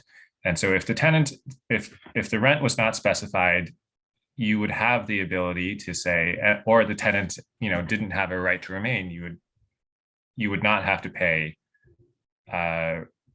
relocation assistance. In that event, if the tenant stayed beyond the date that they no longer had a right to remain there, they would be at fault. They would either be not paying rent or they would have, violated some portion of the lease agreement. Right. Okay. Yeah, that's helpful. And then to push the point a little bit further, because there's a lot of questions initially by Commissioner Heckman and Commissioner Rupavar about other legislation that is in place. Are there I mean, my understanding is that Palo Alto requires that we give tenants a 1-year lease, although as Commissioner Suma says, that doesn't always happen. But other than that, we are not rent controlled right now. What other restrictions are there globally that are not based on any individual contract in terms of whether somebody's forced to ask somebody, whether a landlord is forced to allow a tenant first right of refusal or anything like that? I'm just trying to understand, like, if I don't have any other contractual obligations in my lease, and at the end of the lease, I want to have grandma move in or remodel the whole building or raise it, like, is there any other law in place that would then trigger the fact that just because I'm not letting that tenant continue, that then I would have to pay tenant relocation? So I can't really speak to kind of like the general body of landlord tenant law, right? I don't know generally what rights exist in state law or in, for renters to remain or not. I know as far as what Palo Alto has put into place in its municipal code, we have the 1-year lease requirement, we have this tenant relocation assistance requirement, and we have, the mediation requirement. Ms. Bigelow might be able to, speak to some of the more general rights that are provided by state law, but that's beyond my immediate knowledge. The 1482 is the big one, and the reason why in a lot of ways it was talked about as like the very base of renter protections that we should provide to people. And it talked about just cause, and it talked about a rent cap. And so those two things have more to do with what happens in the unit rather than what happens after an eviction happens, right? And one other thing that was kind of talked about briefly was SB 330 talked about relocation benefits as well, but those really only happen in cases of demolition. So when you're removing the units from the market, as I understand it. And so I don't think that there are other ones that come into play. I haven't seen them. I am missing a JD though. So, Yes, right. that's the caveat there. Thanks, that's really helpful, because then I just wanted to make sure that my kind of initial statement that, gee, a landlord can just wait until the end of the lease pretty much still holds. And I think it does, based on how you've answered, but based on how both of you have answered. I wanted to respond to Commissioners Suma and Commissioner Rekdal's comment about lowering the number of units per building. I think if I remember our prior discussion, and also if I understand City Council's intent, it's that I think we're all worried about the impact of tenant relocation assistance on a landlord who may not be able to pay it. And again, I wish there was data, right, about how many. And I think there is a concern that a corporate player might be more able to pay than, say, a mom and pop. And so I believe that was some of the logic going into the threshold. Obviously, it makes no difference from the perspective of a tenant, but from the perspective of a landlord, and given that we don't have a lot of the data that we would like to have from a rental registry, to me, it seems more conservative in this experiment with respect to, meeting the needs of the tenants and meeting the needs of the landlord, that yes, it's an arbitrary number, but the theory, and it seems like a reasonable hypothesis, would be that if it's a smaller number of units, it's more likely to be a mom and pop landlord. So I think that I mean, I see the benefit, obviously, to increase tenant renter protections for a lot more people. That would be fantastic. But I would be much more worried about doing it unless I understood that there was a good way for a landlord to apply to have this waived if they could demonstrate that this is an undue burden. Thanks. Okay, thank you. Commissioner Heckman.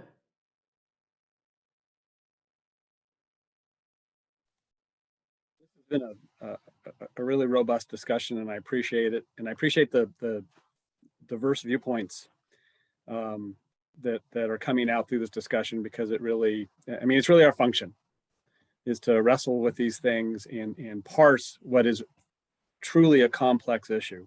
So I'm going to kind of make these my concluding remarks, pending any motion. I had actually come into this meeting prepared to make a couple of motions that were really to get more data. But that was before I heard at the beginning of the staff report that this is going to council next Monday. And the data that I was interested in, it is wholly unrealistic to expect it to be collected in the next 2 working days. So I'm not even going to bother. Staff, council wants this back without the ability to collect more data, so be it. I do want to say, I think really to have this conversation in an informed way, we really have to understand AB 1482, which Ms. Bigelow and staff did a really nice job of summarizing for us last April 12th, I think, in the staff report, when this item, as well as a number of other possible renter protections, came to us for recommendation.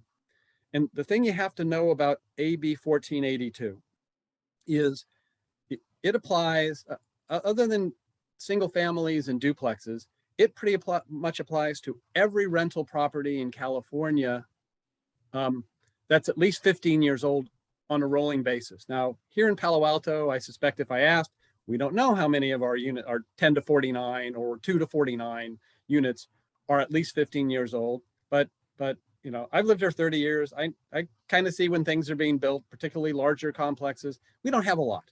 Nearly all of our housing stock is at least 15 years old. And as to all of that housing stock under 1482, it's state law, as I understand it, that you have a just cause eviction.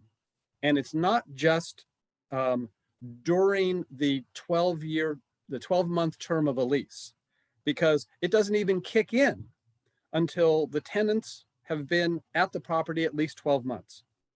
And so if we're thinking that all a landlord has to do is basically honor the lease, 12 months, and then I can offer tell the tenant I want to increase the rent.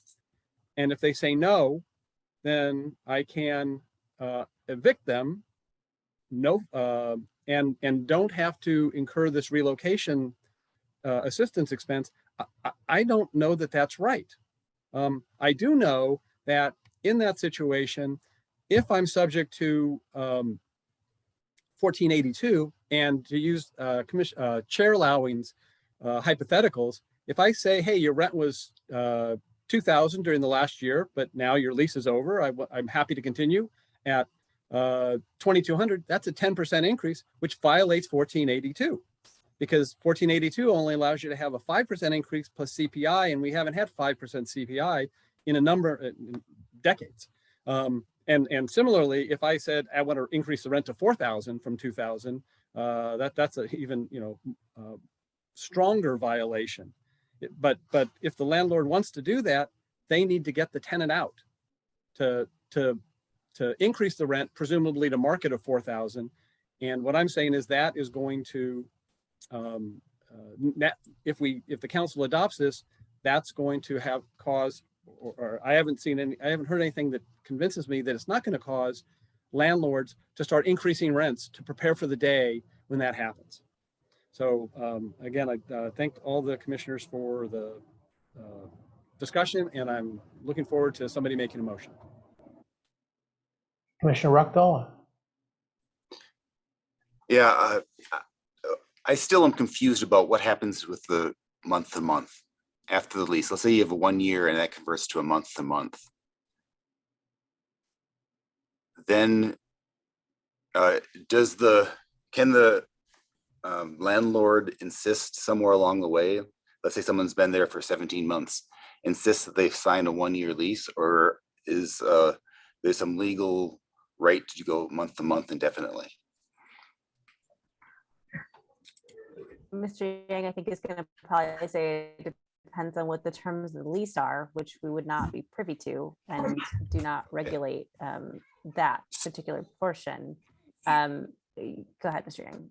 Did you want to add anything? He's got his son there, I think. Oh. And so I'll talk until Albert, you interrupt me. And so I think that's, I think part of, I think maybe a part to keep in mind is that the situation would have to get to the point where the landlord is evicting the person for reasons that are not listed there, where they're actually going through the court proceedings of evicting the person from that unit for reasons that are not listed, I believe.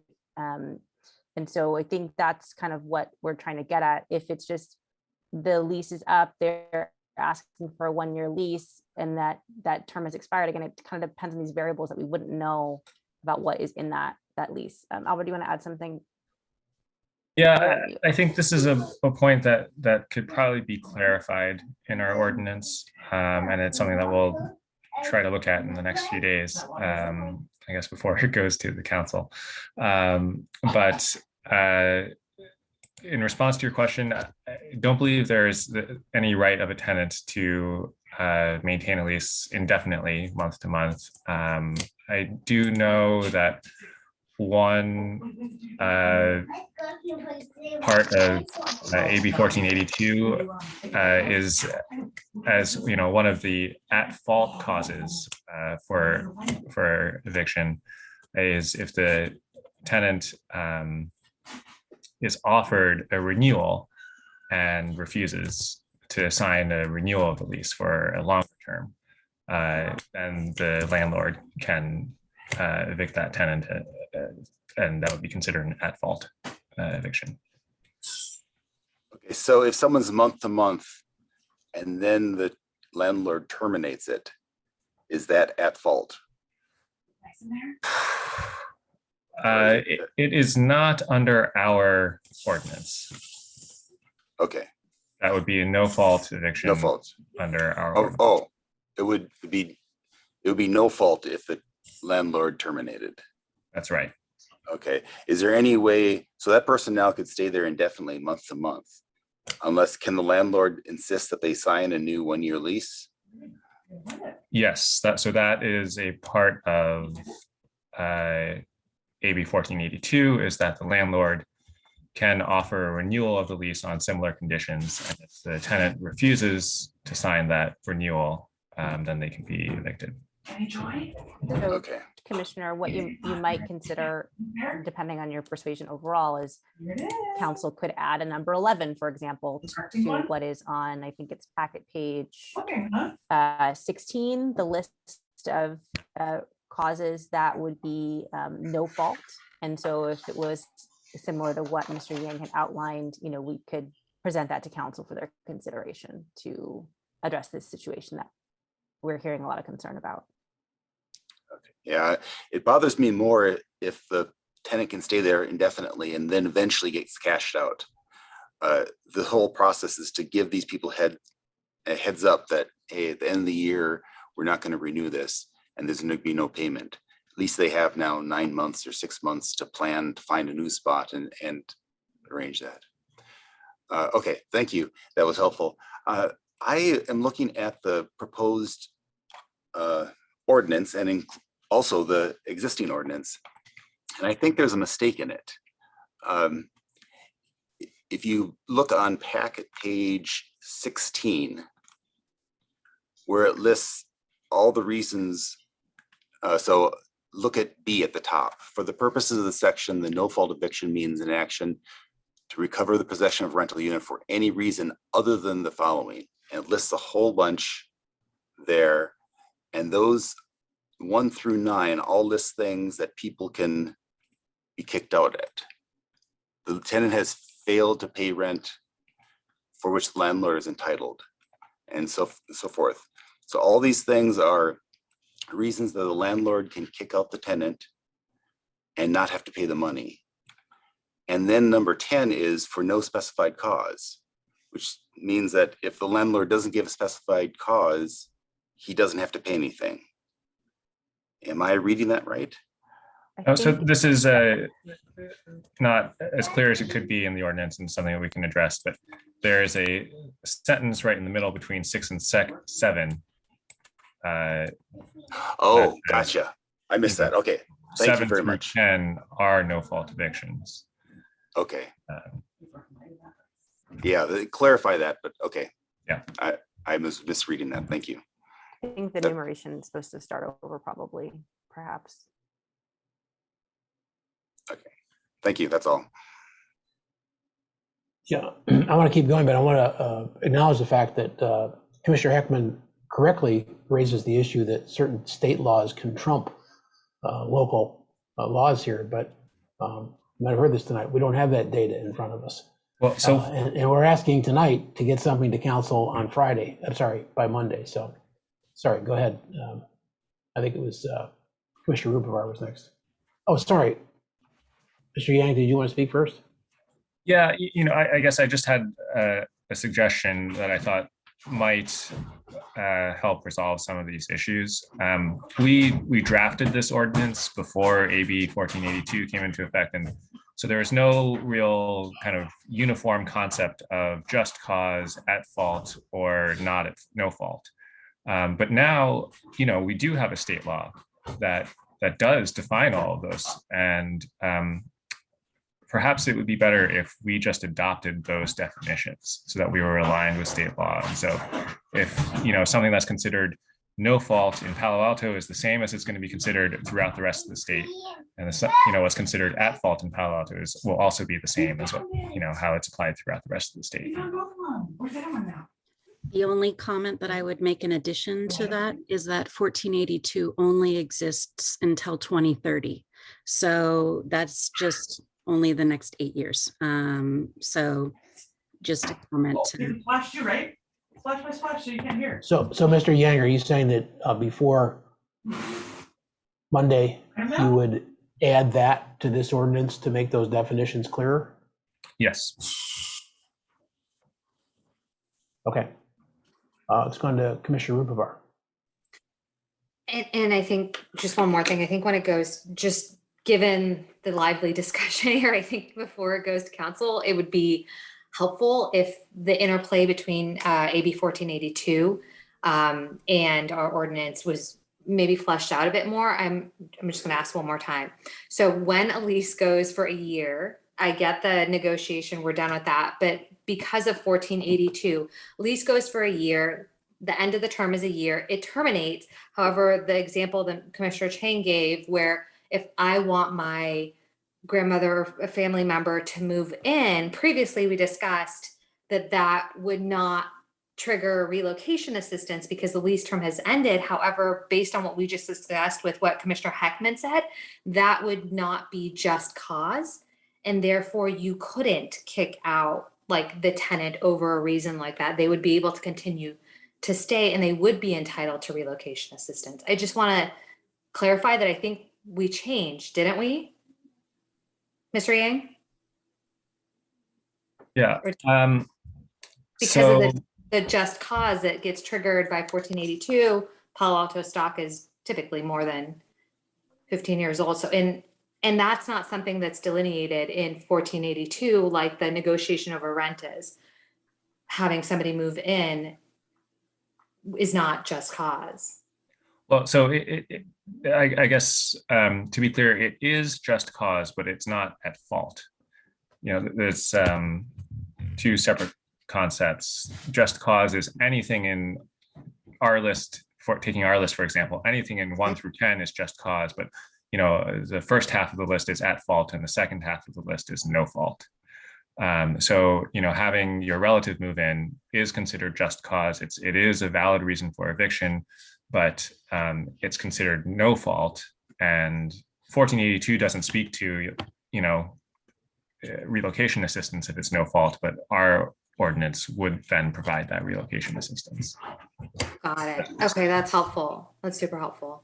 I'm happy to, I do feel rushed. I'll just be honest. I do feel rushed and a little bit kind of off the cuff making the recommendation to council on this, to be frank, but I don't, they need it back. So I'm happy to move forward with it. I think for the reason, just to give people a temperature of where I'm at, I would not be inclined to go down below 10. I do think, I want to be cognizant of the mom and pop type of homeowners and what impact that could have. Landlords as well. So are you moving the staff motion, Commissioner Rupavar? No, I was just letting people know where I am. So if somebody else wants to take a motion, they know kind of where people are. Okay. Commissioner Suma? I just had a question that occurred to me. So the no fault eviction is so the landlord can repossess the unit for their own use. Do we have a way to follow up on that?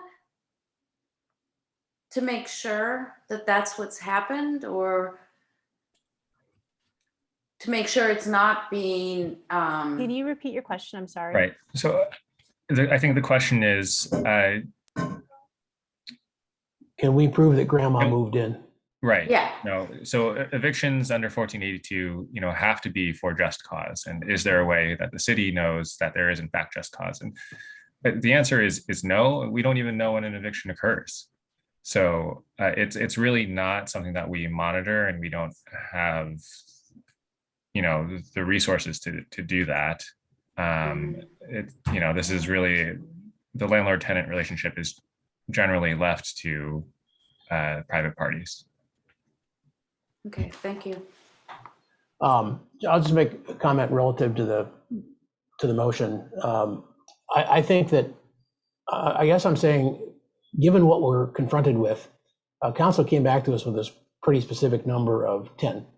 I embrace Commissioner Chang's comments on that, that they're trying to solve for both sides of the equation, landlord and tenant to some extent, and I think Commissioner Rupavar was there as well. So I would be inclined to support the staff motion. Happy to move that. And we don't have any other data. But the other thing we could look at, and I may have to retract my comment from before, I didn't understand that we could identify the lower income people sort of legally and give them a little bit more. So I'm happy to hear that and would retract my understanding from the last meeting. So there might be an issue of just kind of skewing this in general to the lower income, and potentially even look at the whole amounts that are here to give more to the lower income people. But again, that's beyond the scope of this, and might need another council debate or have them bring that part of it back to us.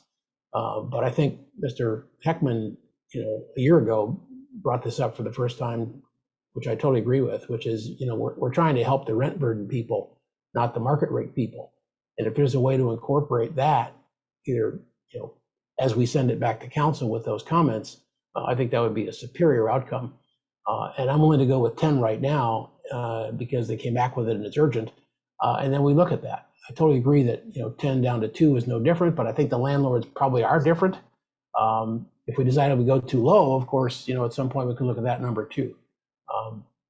But in the absence of anybody else who'd like to make that motion, I would move the staff motion that came from council at 10 with improvements in the language relative to 1482 definitions, and also encourage staff to either look at or refer to us the type of payment, and if it's available, to skew it to lower income people.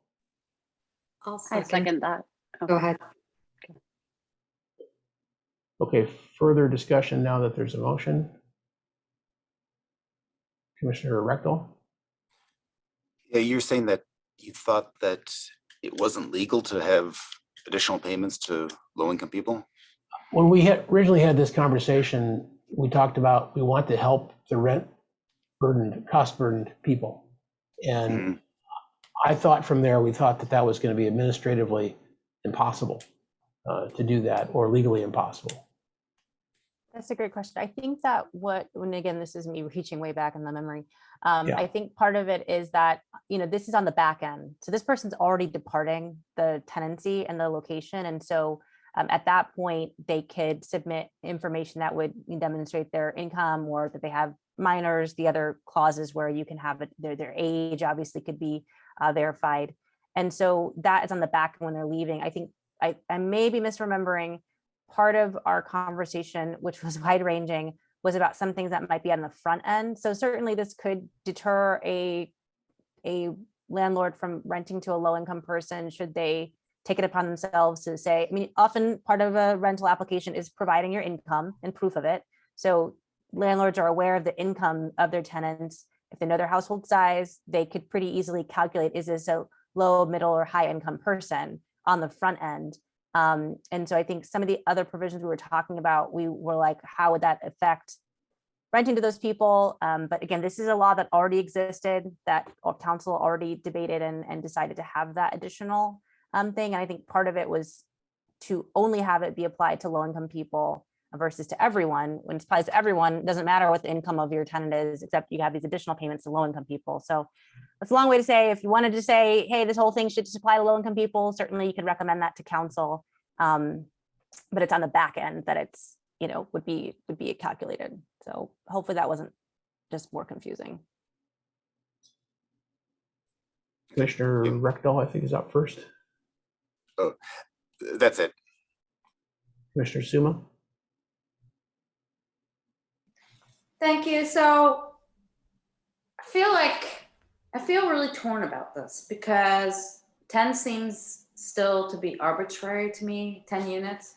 And I also feel like there should be a waiver process for landlords that, because in the ordinance, letter F didn't really address this from what I understand staff answered. I do think there should be a waiver process for landlords that can't afford this. And the other question that I have is how might this even further disincentivize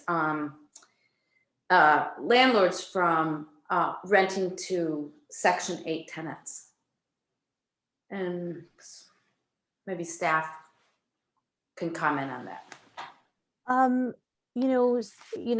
There's different thoughts about Section 8 amongst different property owners. Some view it as a stable source of income for a qualified tenant. Some view it as more paperwork and rules and burdensome because there's less flexibility in the program.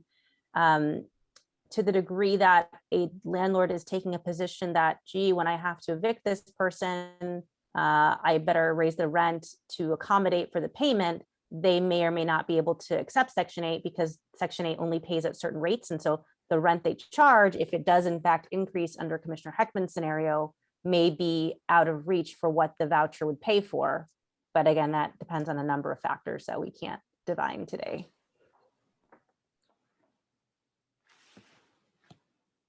Thank you. Commissioner Heckman? Thank you. To speak to the motion, I would really like to help Palo Alto tenants and particularly rent burdened Palo Alto tenants. And if we had the data to show us tonight that this ordinance amendment will not have the opposite effect of hurting Palo Alto tenants and particularly rent burdened tenants, I would be supporting it. I don't understand, but we don't, so I can't. I don't understand why the council needs this back so quickly. That's a little perplexing to me. Because it seems like all of us are interested in that data, whatever we are feeling. All of us have voiced an interest in getting more information. So, but the council has said it's got to come back quickly. I mean, to me, that's the arbitrary part of this, is why. I mean, it's not like we're about to build some new structure. So I won't be able to support the motion tonight, although I wish I could, for the reasons I've stated, and also for a couple of other possible unintended consequences that we haven't really talked about and we don't have any data about, but they're identified in the staff report. And that is the possibility that this ordinance will chill the development of new housing in the 10 to 49 range, and that it may even chill upgrades to units in those 10 to 49 clusters. Thank you.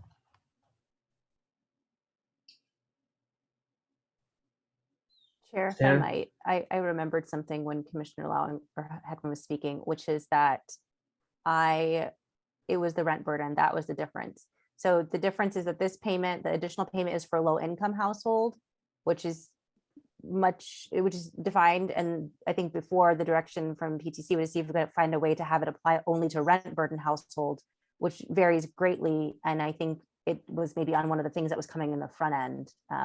Not impossible, but it would be hard to tailor certain policies to just say this only applies if you're rent burdened, not to your unit size and things like that. So I think that was the difference. And then if the chair, if you could restate the motion before it gets voted on, and also who seconded it, we're just trying to get that in our notes accurately. I was hoping it was in the notes because it was so long, so we can do that. But we're not going to vote. We can yet. restate what we have, and Yeah. you can tell us if that seems right. Ms. Bigelow, did you want to restate what we have? Well, why don't we just go to Ms. Rupivar first and then Okay. back to the motion. Yes, super quick comment. I just want to say, I do like the appeal of, building in some sort of waiver for a landlord who's financially burdened, and as long as they meet a significant threshold. So if there was a friendly amendment to that effect, Commissioner Suma, I would be supportive. I don't know about other people, but I did want to throw that out there as something like the council should maybe consider, not to hash it out what it would be tonight, but like just a friendly amendment as part of the package Chair Lowing put out to also consider this concept of a waiver. Okay, so before we get amendments or whatever, let's try to go back to the motion. The motion was basically the staff proposal of 10, an existing, and the add to that was that per council's suggestion that we should incorporate definitions from 1452. Did I get that number right? 82. So that, but sorry, close. 1482 as appropriate to make sure that we're consistent with state law. So that was the basic one. I think from what where the discussion has gone is that we may not want to do the third part of that, of trying to skew this anymore towards what's already been done based on the correct recollection of Assistant Director Tanner, that it was the difference there between rent burdened and low income. So I think unless people want that, I'll take that part of the motion out. Do you have that one? And the second was Commissioner Rupivar, I think, on that? Yeah, and I'll second the revised motion if that's needed as well. Okay. For your I think, record. Ms. Bigelow, did you get that? Any clarification you need or anything? Okay, great. I just have a quick question. I'm sorry. As far as the definitions from 1482, are we just going to capture all of them? Albert, is that something that you were thinking when you mentioned that? Yes, we would take the list of at fault causes and the list of no fault causes and reproduce them. Okay, so those two specific things. Okay, thank you.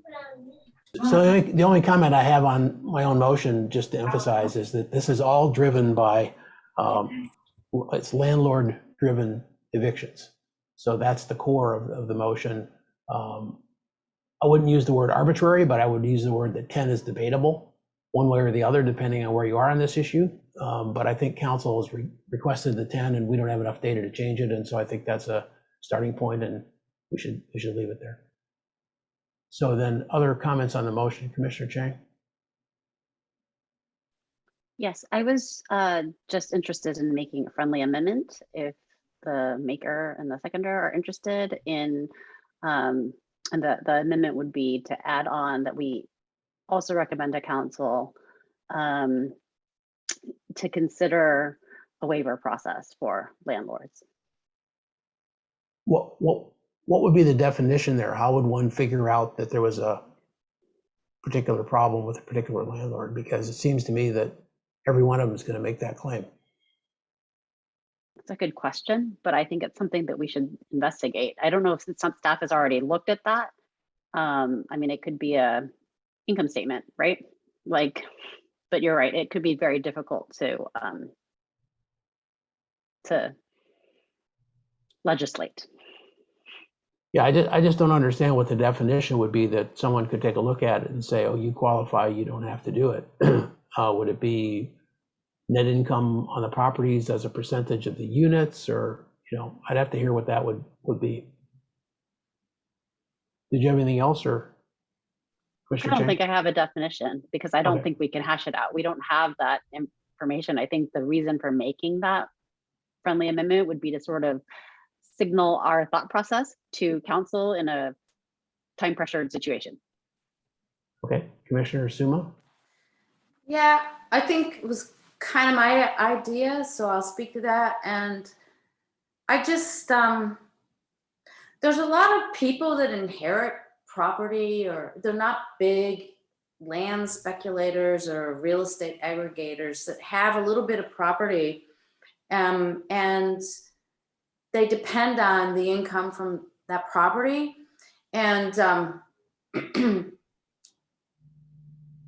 I can also see situations where they might need to use a unit in that property for their family. I think it would be very, very specific. And that's why I think Commissioner Chang was finding it difficult to be specific about it. But I think there are cases where it might become really a financial burden for small property owners to understand how they're going to come up with that big chunk of money, which it could be, for, especially for larger units that have more bedrooms, and just to have a little bit of a safety valve. And I think we can, for those situations, and they're probably few and far between, so we wouldn't want to be too prescriptive here and make it so broad that it becomes a loophole, you know, because our primary goal here is to protect tenants. So I have an interest in that too.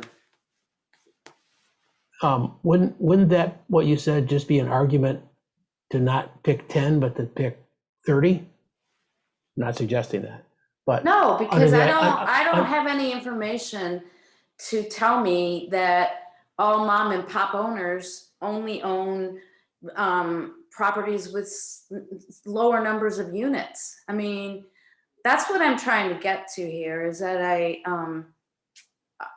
we're earlier on in the discussion, we were going with the presumption that council picked this number because below that it was mom and pop, and above that it was more corporate who could afford it.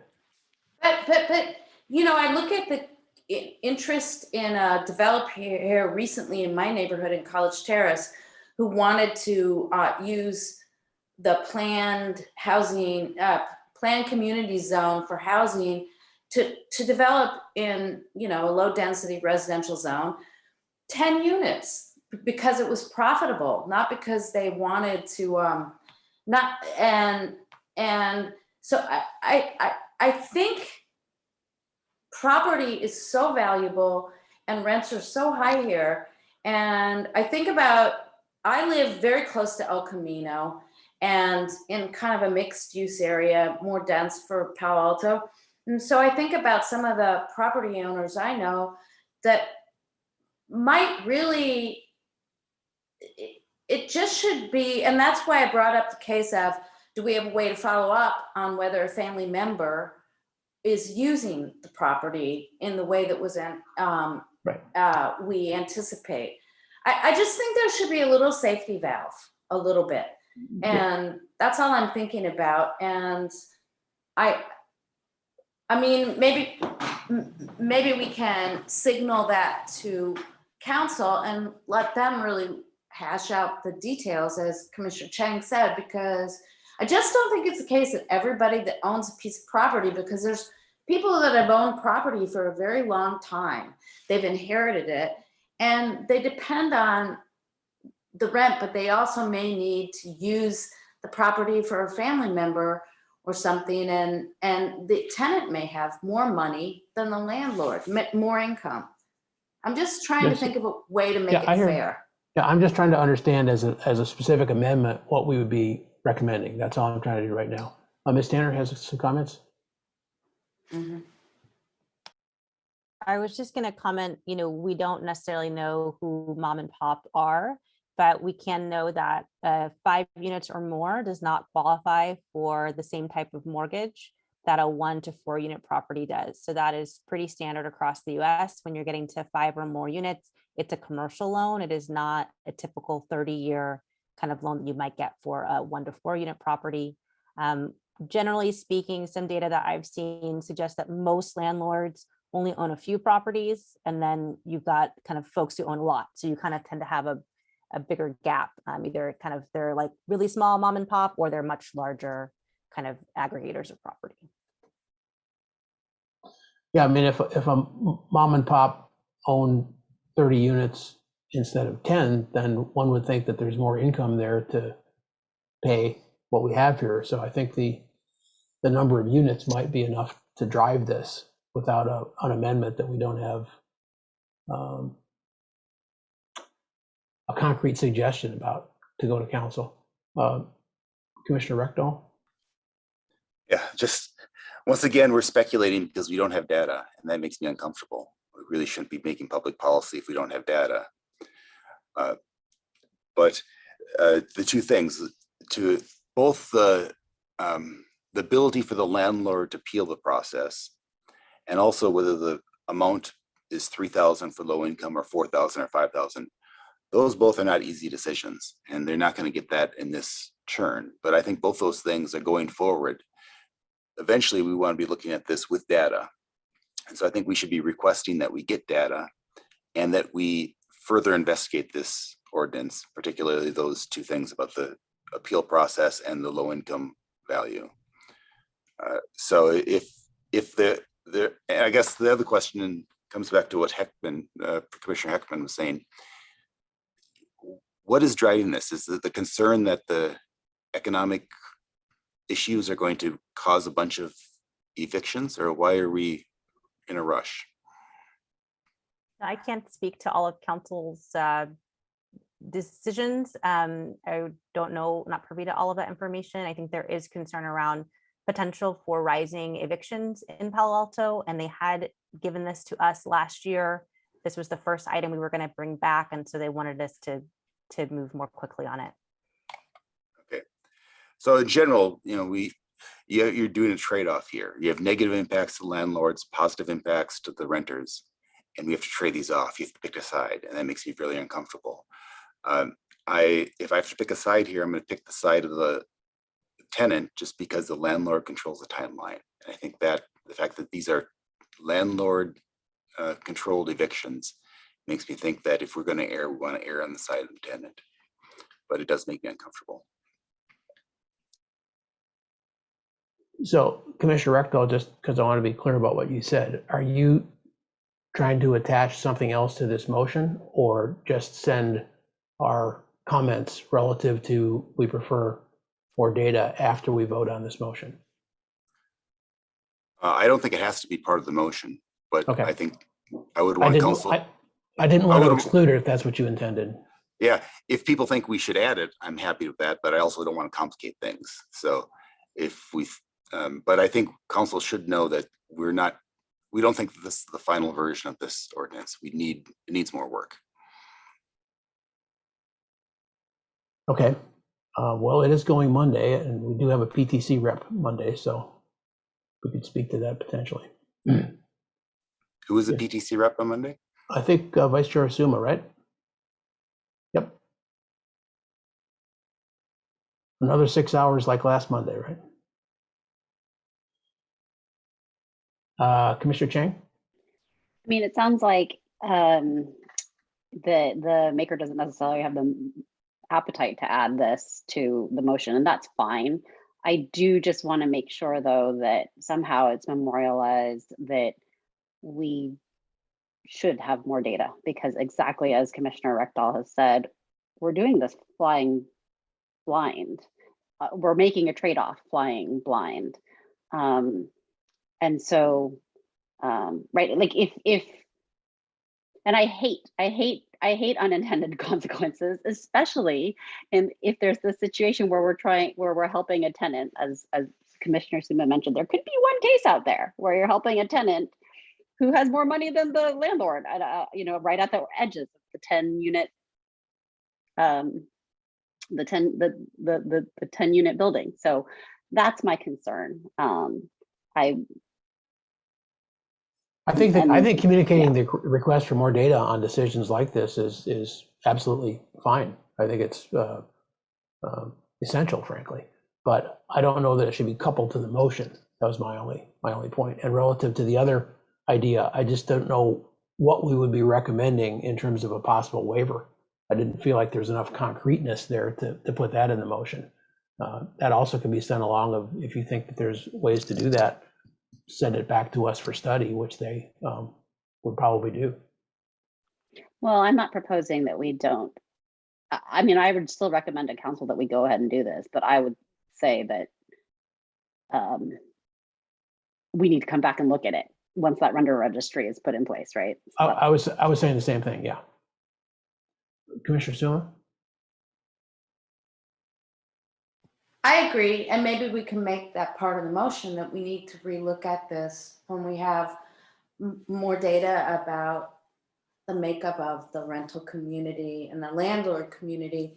And also, I don't know much about mortgages and things like that, but Assistant Director Tanner did mention that there's sort of a break at 5 units in terms of mortgages. So I don't know anything about that, but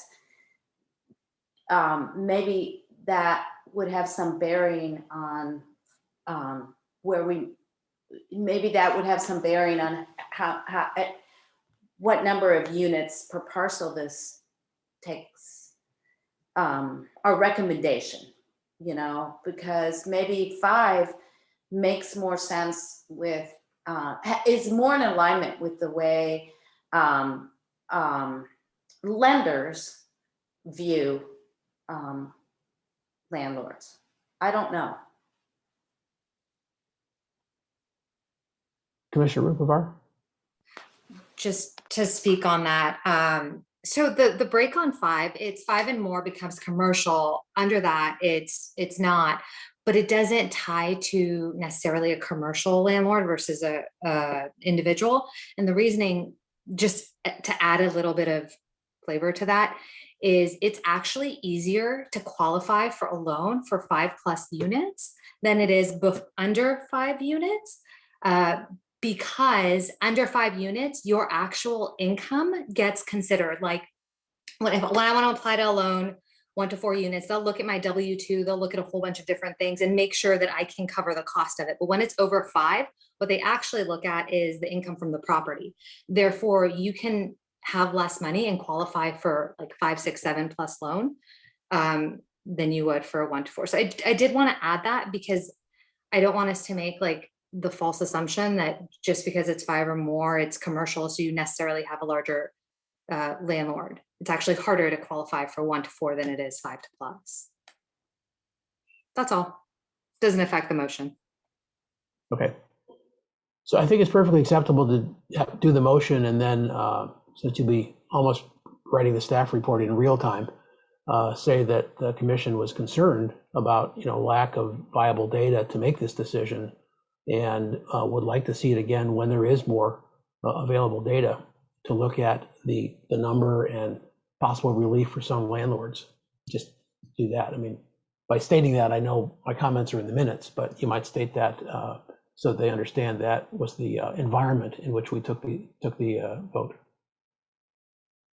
Would that, for all the other commissioners, does that kind of make sense?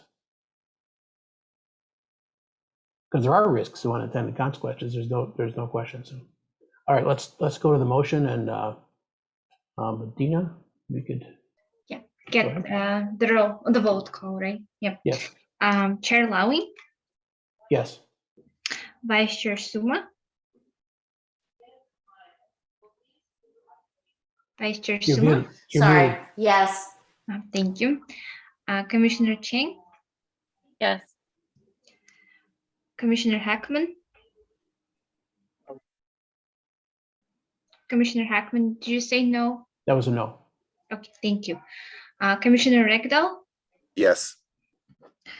Commissioner Rupervar, Yes. and Commissioner Templeton is absent. Motion carries 5-1 with Commissioner Templeton absent. Okay, thank you very much. I also agree with Commissioner Heckman that the discussion was rigorous and helpful. It shows what we can do before 10 o'clock. Commissioner Heckman, speak to your no vote, please. Yes, very briefly. I particularly appreciated the conversation during the discussion of the motion about letting the council know that we felt that we were hampered by lack of data. And I'm hoping that Vice Chair Suma gets an opportunity to do that at the council meeting on Monday. But in the absence of the data that we would like, I suppose I'm interested to see if the council will consider, how many tenants are going to have to pay higher rent as a direct result of this amendment before we think it was perhaps misguided. So we'll be interested to see if they discuss that on Monday. Okay. Thank you. That ends this item. And the next item that we're going to is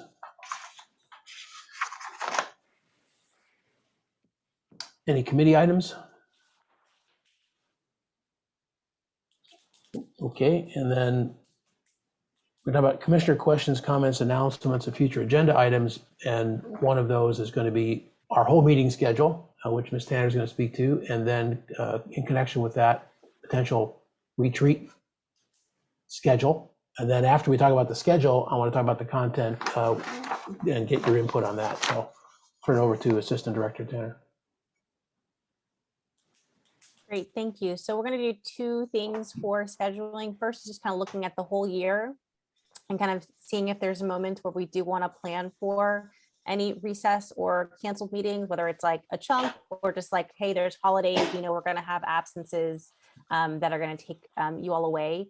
If you don't know your full vacation schedule, don't worry, you can still plan your vacations and let us know if you're going to be absent on a meeting day, although we hope you'll, of course, plan around our meetings, wouldn't you? Because they're very important.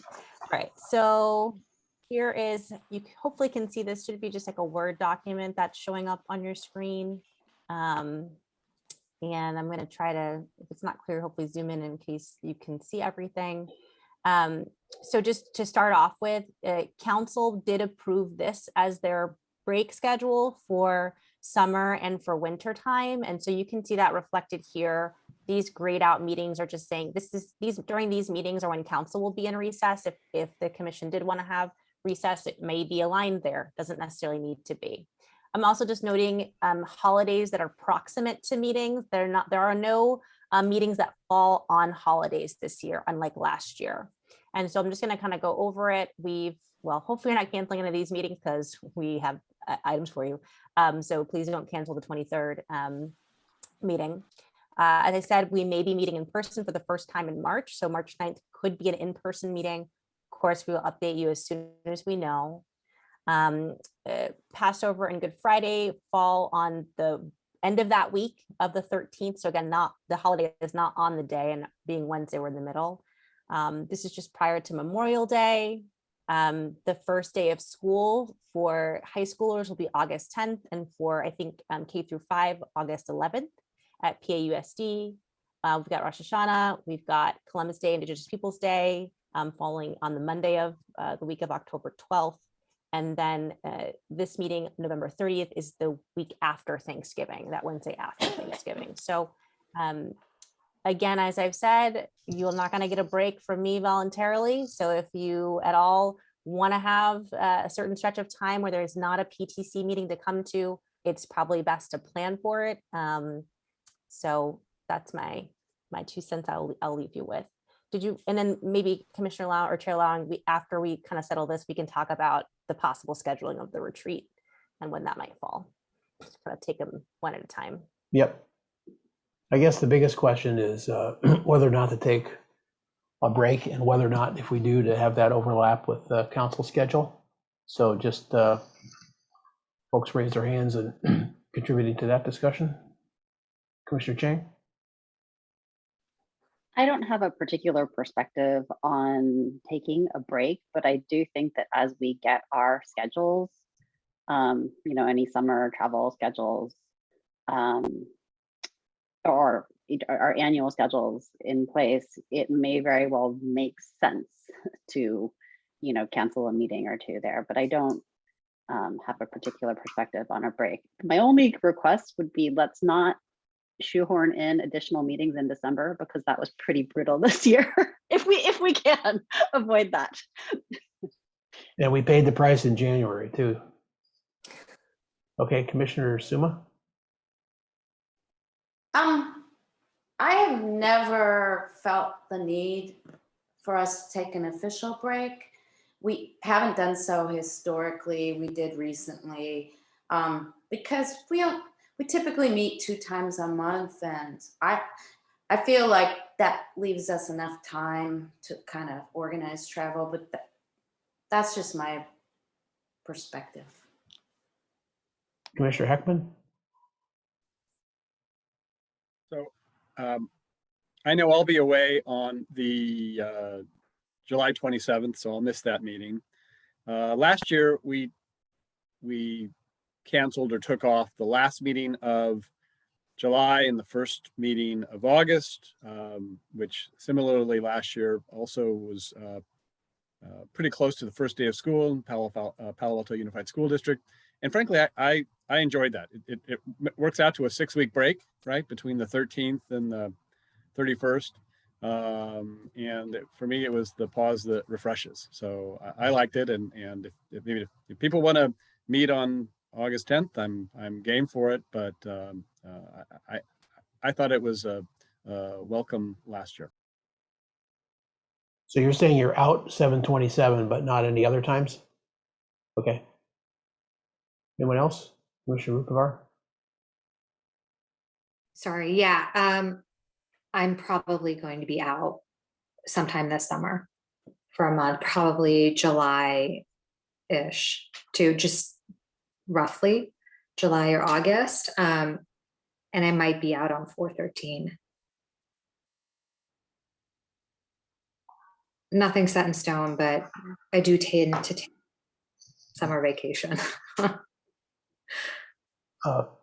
Commissioner Rectal, any input particularly? I'll Okay, be so- out, but nothing set yet, so. Yeah. So if we What were did you going say? to, I'm sorry.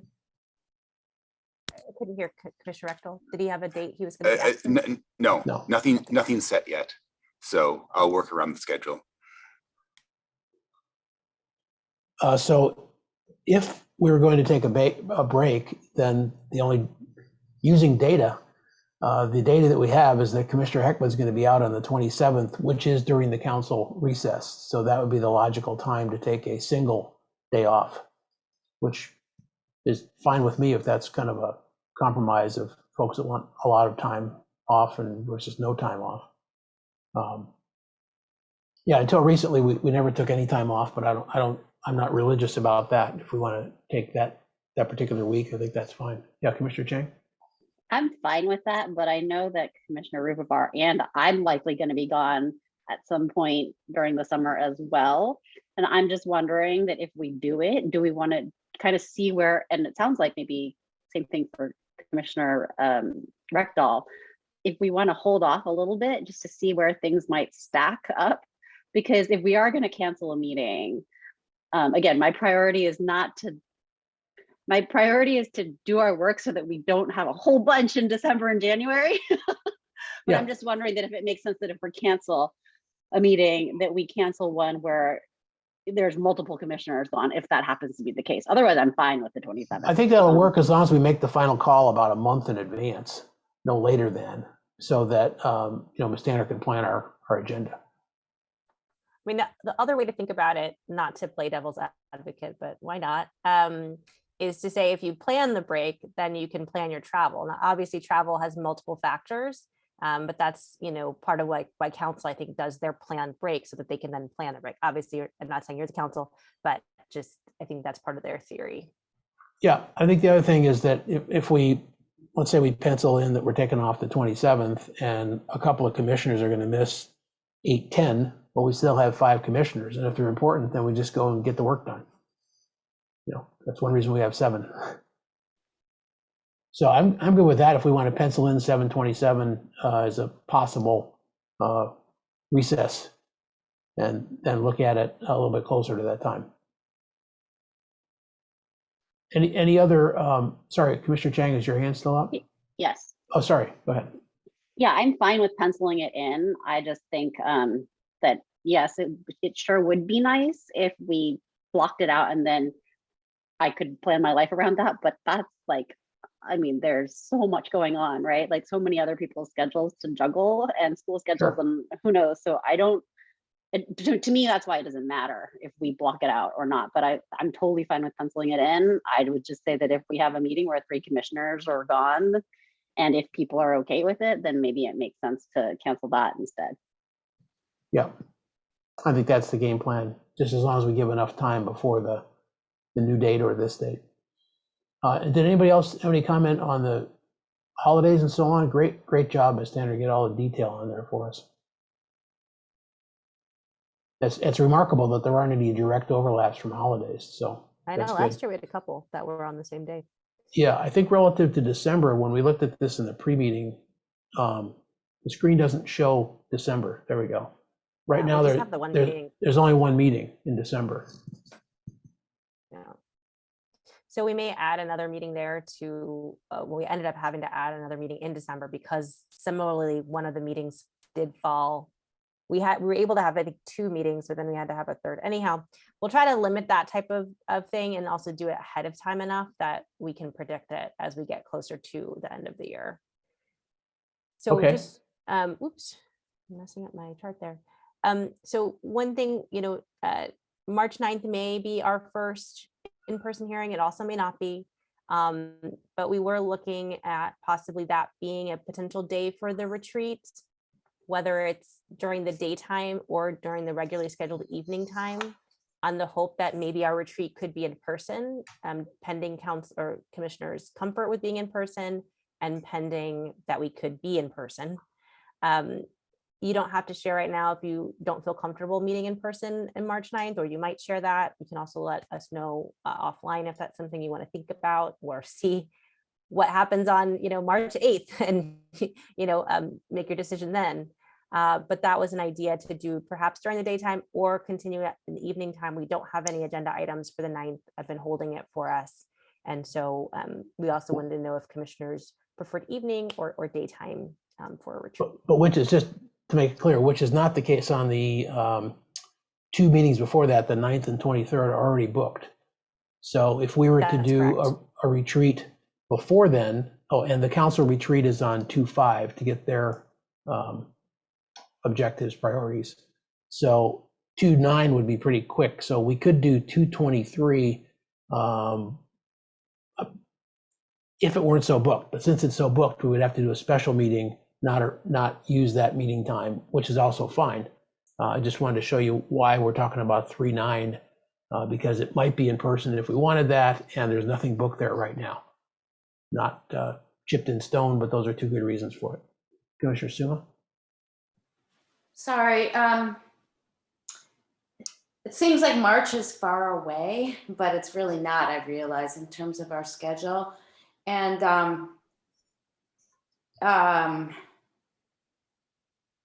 so my dad, should I be so lucky to attend my dad's 90th birthday? It will be at the end of March, March 29th. So I think it's unlikely, but uncertain right now whether I would be able to make that March 30th meeting. Just to let everyone know. Yeah. We were talking about maybe the 9th. We hadn't got to the 30th yet, so. Right, I know, but just. And if we can meet in person, is that a preference? Or do we know yet because of the health situation? Commissioner Rexdall's up next. Yeah, I would like to be in person, but that's a commission-wide decision. Do we know, are we going to go to hybrid, or is it just going to go straight from remote to all in person? So if we follow the council's lead, it will be hybrid, and that's the plan. And it could be multiple dimensions of hybrid. So it could be that commissioners are all in person, but public can come in person, or public can watch and participate online.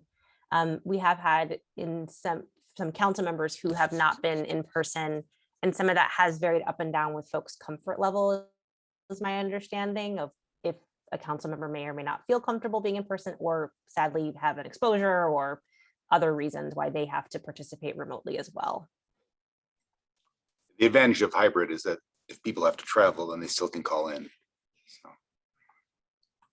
Yeah, Commissioner Ackerman? It would be hybrid still. Okay.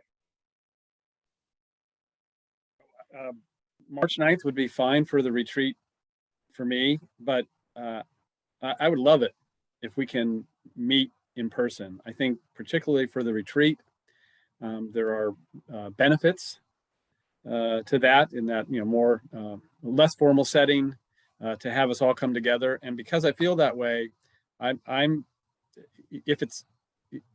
if we can meet in person on, say, April 13th, but it would have to be by Zoom on March 9th, and I'm intentionally jumping over March 30th so that Commissioner Suma will be at the retreat. I'd support that. We just don't know yet. That's the issue, is we don't know when we're going to be able to gather in person. Remind us of when we need to submit the work plan to council. So yeah, we need to, April 13th would probably be a little too late, because we'll need to, it's supposed to be heard, I believe, on April 18th. So we'd need to have it wrapped up about 2 weeks prior to that date. But I certainly hear you, trying to be flexible to have opportunity, something, assuming that Omicron has kind of died down, but let's say council hasn't given like the full go ahead for boards and commission in person, I can talk to the city manager and see if there's any exception to be made, and, see if council would be willing to, accept, make an exception for the retreat scenario. Again, assuming it's not a health related, not kind of just like, no matter what, we're going to get together in person, but assuming things are improving. Mm-hmm. And are folks thinking that they will, before you talk, I'll throw this out so you can include it in your answer, Commissioner Chang. Are you thinking you want to use a regular meeting or schedule a special meeting for the retreat offsite? Okay, to Commissioner Chang. I was just going to say that my bias is towards sooner than later, because I feel like a retreat, as much as I'd like to meet in person, who knows what's going to be going on with COVID. So I think my bias would be towards meeting sooner than later, just because I think a retreat earlier in the year helps more in terms of setting our agenda. And then in terms of whether we do a special, I think there's an initial question about whether we do nighttime or daytime. If it's on the 9th, my preference is for nighttime. If we're going to schedule an additional, so I guess if it's during the week, my preference is for nighttime. If we're going to schedule a special meeting, which I'm also okay with, I have no preference, then I would prefer a weekend during the day. Others on those points? I would echo that. Commissioner Rupert? I was just gonna say the 9th works for me. If you want to do it on that day. And then also, I think Commissioner Heckman, you said the 13th, skipping over the 30th, that works. Oh, no, that might not work for me. But the 9th works if we wanted to do that. Okay, and if it's the 9th and we're together, we can still do that at night together. Yeah. You know, couple it with dinner and, you know, some cordial time, so it's intentionally more casual. Our compensation has gone way down since we're not in chambers and getting free dinners every other Wednesday. I know, we'll have to renew that. Oof. I had one follow-up question. Sure. Commissioner, Chair Lowing, do you anticipate our retreat to be indoors or would it be outdoors? Yeah, I was just thinking my indoors. daughter's not vaccinated, just so that's like, for me, it just plays into, you were thinking indoors? Yeah, just because of, you know, noise and stuff like that. I mean, And cold. I have Okay. done some Parks Commission retreats outdoors, and even that wasn't optimal relative to the critters and things like that. So, yeah. We do And, have you know, some you spaces get- where we can open some doors or windows. Yeah. So try to get some circulation. We do also have, depending where it is, like in City Hall, we have some portable air filter, like little things you can move around. So we could, you know, make sure those are available. Yeah. Okay, Commissioner Chang again? Yeah, I was just gonna say, if it's indoors, I have no problem with being indoors masked, but I do not want to eat indoors. Like my family sort of has a we're not eating indoors thing. So as much as I would like to eat with all of you, that's like it's a family rule that we have. So Okay, so it looks like putting together all the comments, it looks like 3/9 probably is the best time, which is our regular date. And we might have it at night. I believe that public can still attend retreats, but they generally don't because it's not very interesting to them. But I think legally they're allowed to do that. So we have that date as the retreat, unless we hear something otherwise, and then we have a tentative 7/27 as a week off. And that, I think, concludes as far as we can go right now. We're missing one commissioner's input, obviously, so I have to get that as well. So let's turn a little bit to the content. You know, we have to put together a work plan, and it's approved by council. But we don't have to just put together what we think they want us to do. I mean, we get a vote, and we can say, look, we know we're going to get certain things because they're, you know, required by law, and you're going to make some decisions, or you're going to make a new ordinance, and so on. And that's some of those we can't even put into the work plan because we don't know what they are. But I think there's certain things that we could decide that we want to sort of take an initiative on and put that in the work plan for them to, you know, approve or push back on. So tonight, I would just like to begin that conversation of, you know, what some of those might be that are very worthwhile, that of course fit with the strategy as announced on February 5th after their meeting of, you know, what the critical areas are for the council this year. But much of our work goes beyond this year. So I think we can even take a longer view. So I just have a couple of examples just to kick it off. And I talked with Vice Chair Suma earlier this week about that. One of the things that's been on the council's actual agenda, parts of which have come to us, is various parts of retail. And we could decide to take a look at, for example, California Avenue retail, because of a lot of things. One is it's a bit in trouble. It probably needs a new planning process. That's been discussed for years without any action. You will see that that's going to be impacted by the housing element if we approve the units that are suggested to potentially go in there for HCD. So almost by definition, it's going to have to be replanned. We could take an initiative on that to try to work on it. Now, when we put that on the table, that doesn't mean we have the money for consultants or the staff time or whatever. Hence, it needs to go to the council to get approved for them to understand all those implications, or any other segment of retail we can take, whatever it is. Another thought I had that's a little bit broader, again, just throwing these out to kind of start the thought process, is one of the things we are definitely going to have to look at over the next 12 years is if we're going to essentially put a lot of new homes where they aren't.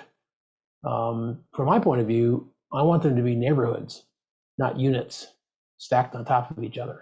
So what that means to me is that we need to, as a city, try to plan a neighborhood. And we could come up with sort of guiding principles for planning some of these new neighborhoods. And that could include a certain amount of open space, a certain amount of school proximity, retail proximity, and so on, as sort of guiding principles for that to guide any of the new things that are go forward. So some of these are automatically tie in with the housing element, but I throw them out as just examples of what might be of interest to us to work on that's really important to the city, and that some of these that council's already, both of my examples actually council's already talked about. So let me just open the floor to see if you like that idea generally, and not these ideas, but the idea of working on some of these and what your thoughts might be of what subjects to work on.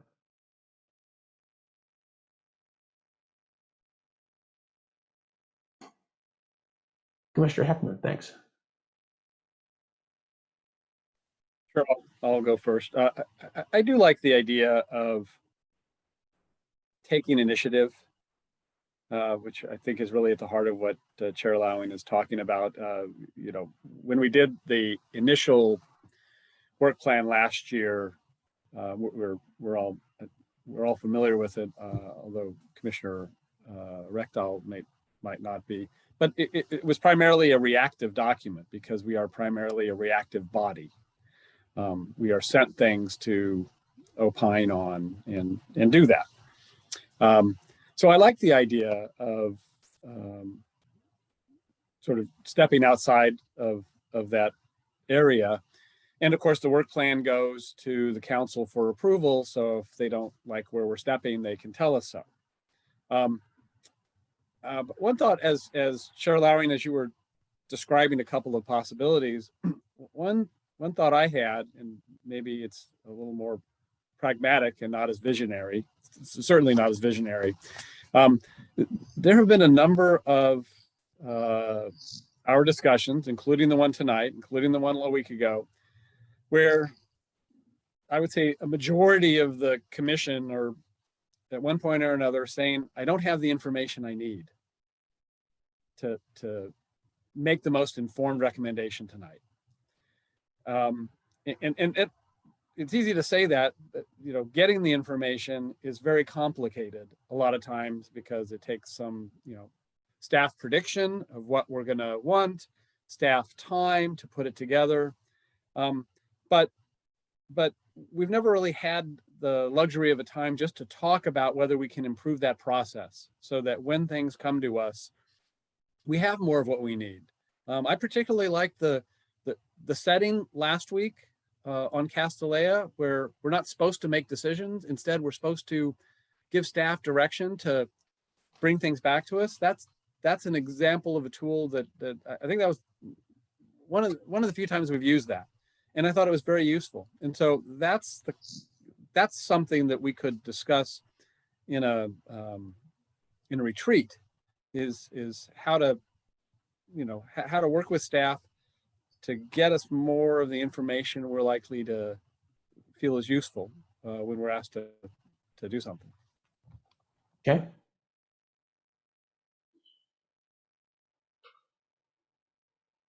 Any other thoughts on both issues, if you like this idea at all, and then if there are any specifics? Vice Chair Suma. Oh, thanks. I like both ideas because I think Cal Ave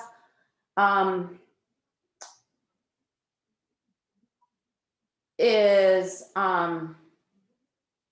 I think there's a lot of opportunity there to think about how CalAV is going to develop in the future and a lot of different ideas. So I think that's good. And I also really appreciate that, and I think Commissioner Chang touched on this last week, that we're really thinking of a whole new residential neighborhood, basically in kind of southeast Palo Alto. Mhm. And I think that deserves and warrants a lot of attention to how that works. So I really like both of those ideas. And for things that come under the PTC's purview, there's other things I'm really concerned about with Palo Alto, but those really are pretty strongly in the forefront for me. Okay, Commissioner Chang?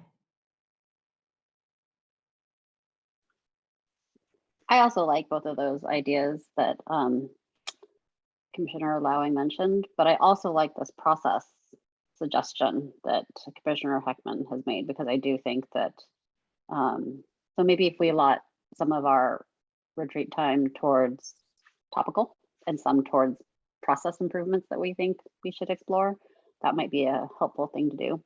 And then while I'm just, lobbing blue sky ideas out there, El Camino and retail along El Camino is one thing that I've always thought about, particularly as we look at cities to the south of us and cities to the north of us. I just, over the weekend, listened, was it this week? No, last weekend.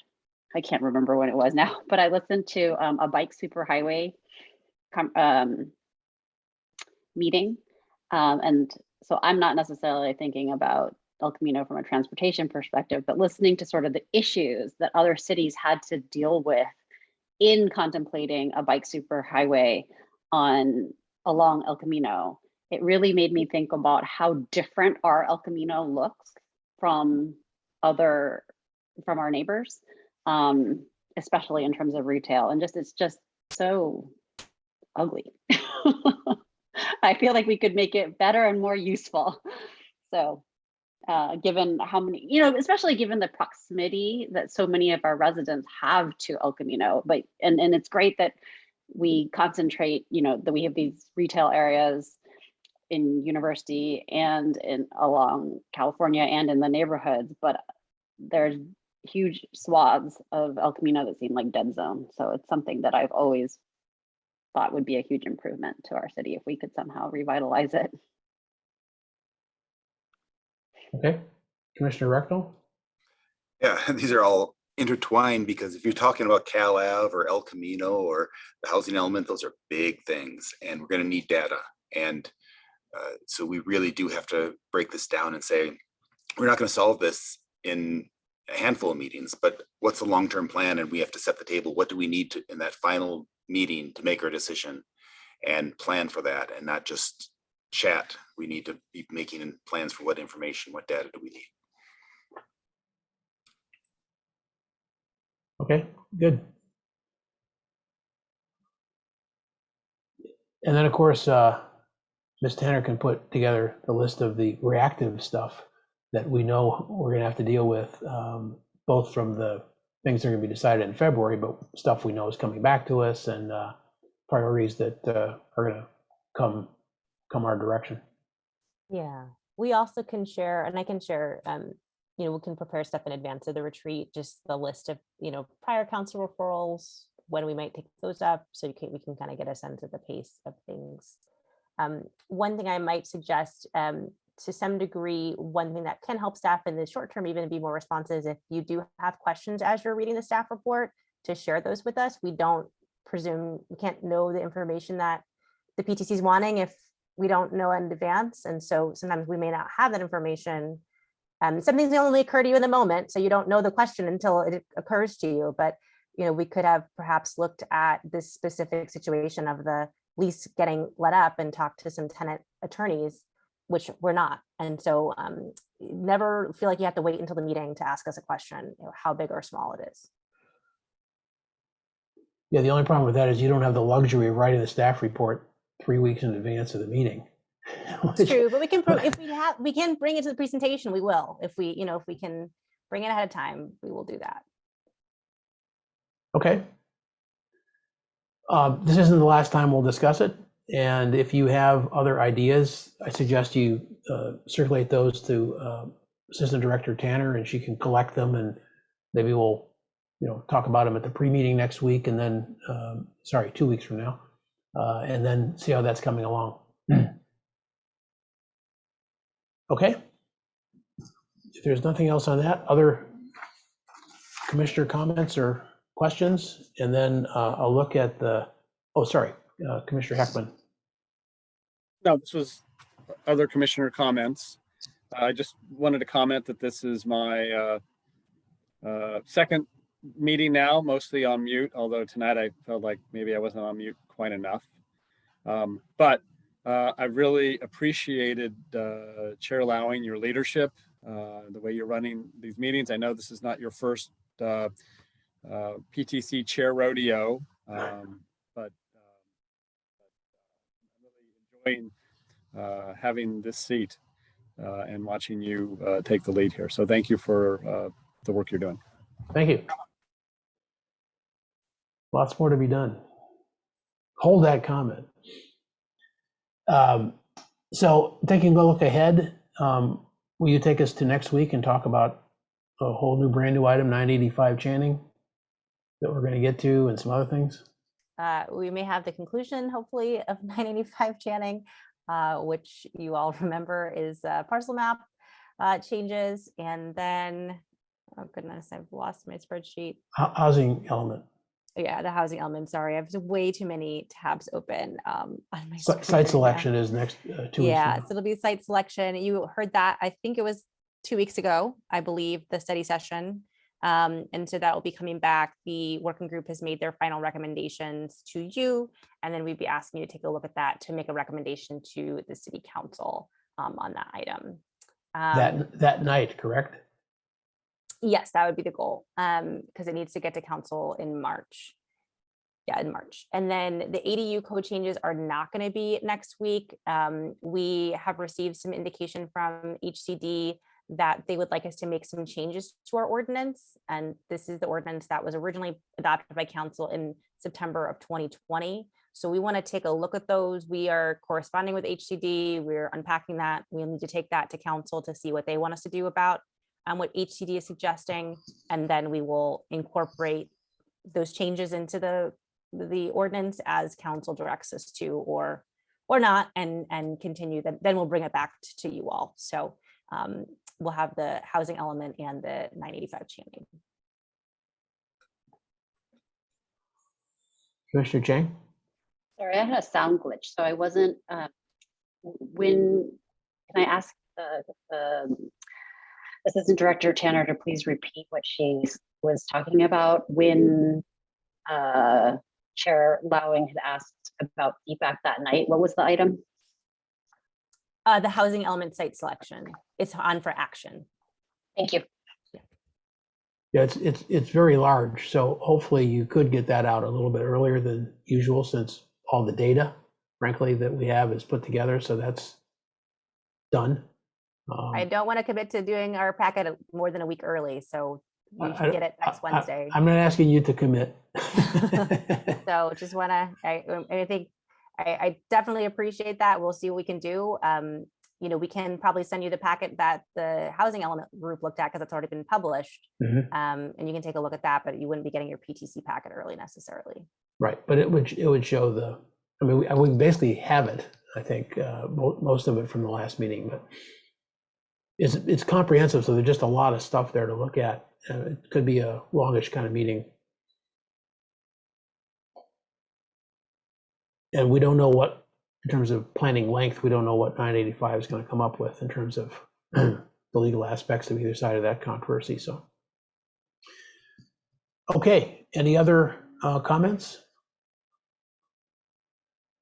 Good. Well, I really do really respectfully appreciate the debate tonight on a tough issue, and I think we all came at it with a open mind and made some changes and did the best we can. Did the best we could. So it was a really good debate. All right. Thanks very much. We'll see you in 2 weeks now, not 1 week. We stand adjourned. Yeah, you scared me when you said Enjoy next your week. break. Yeah.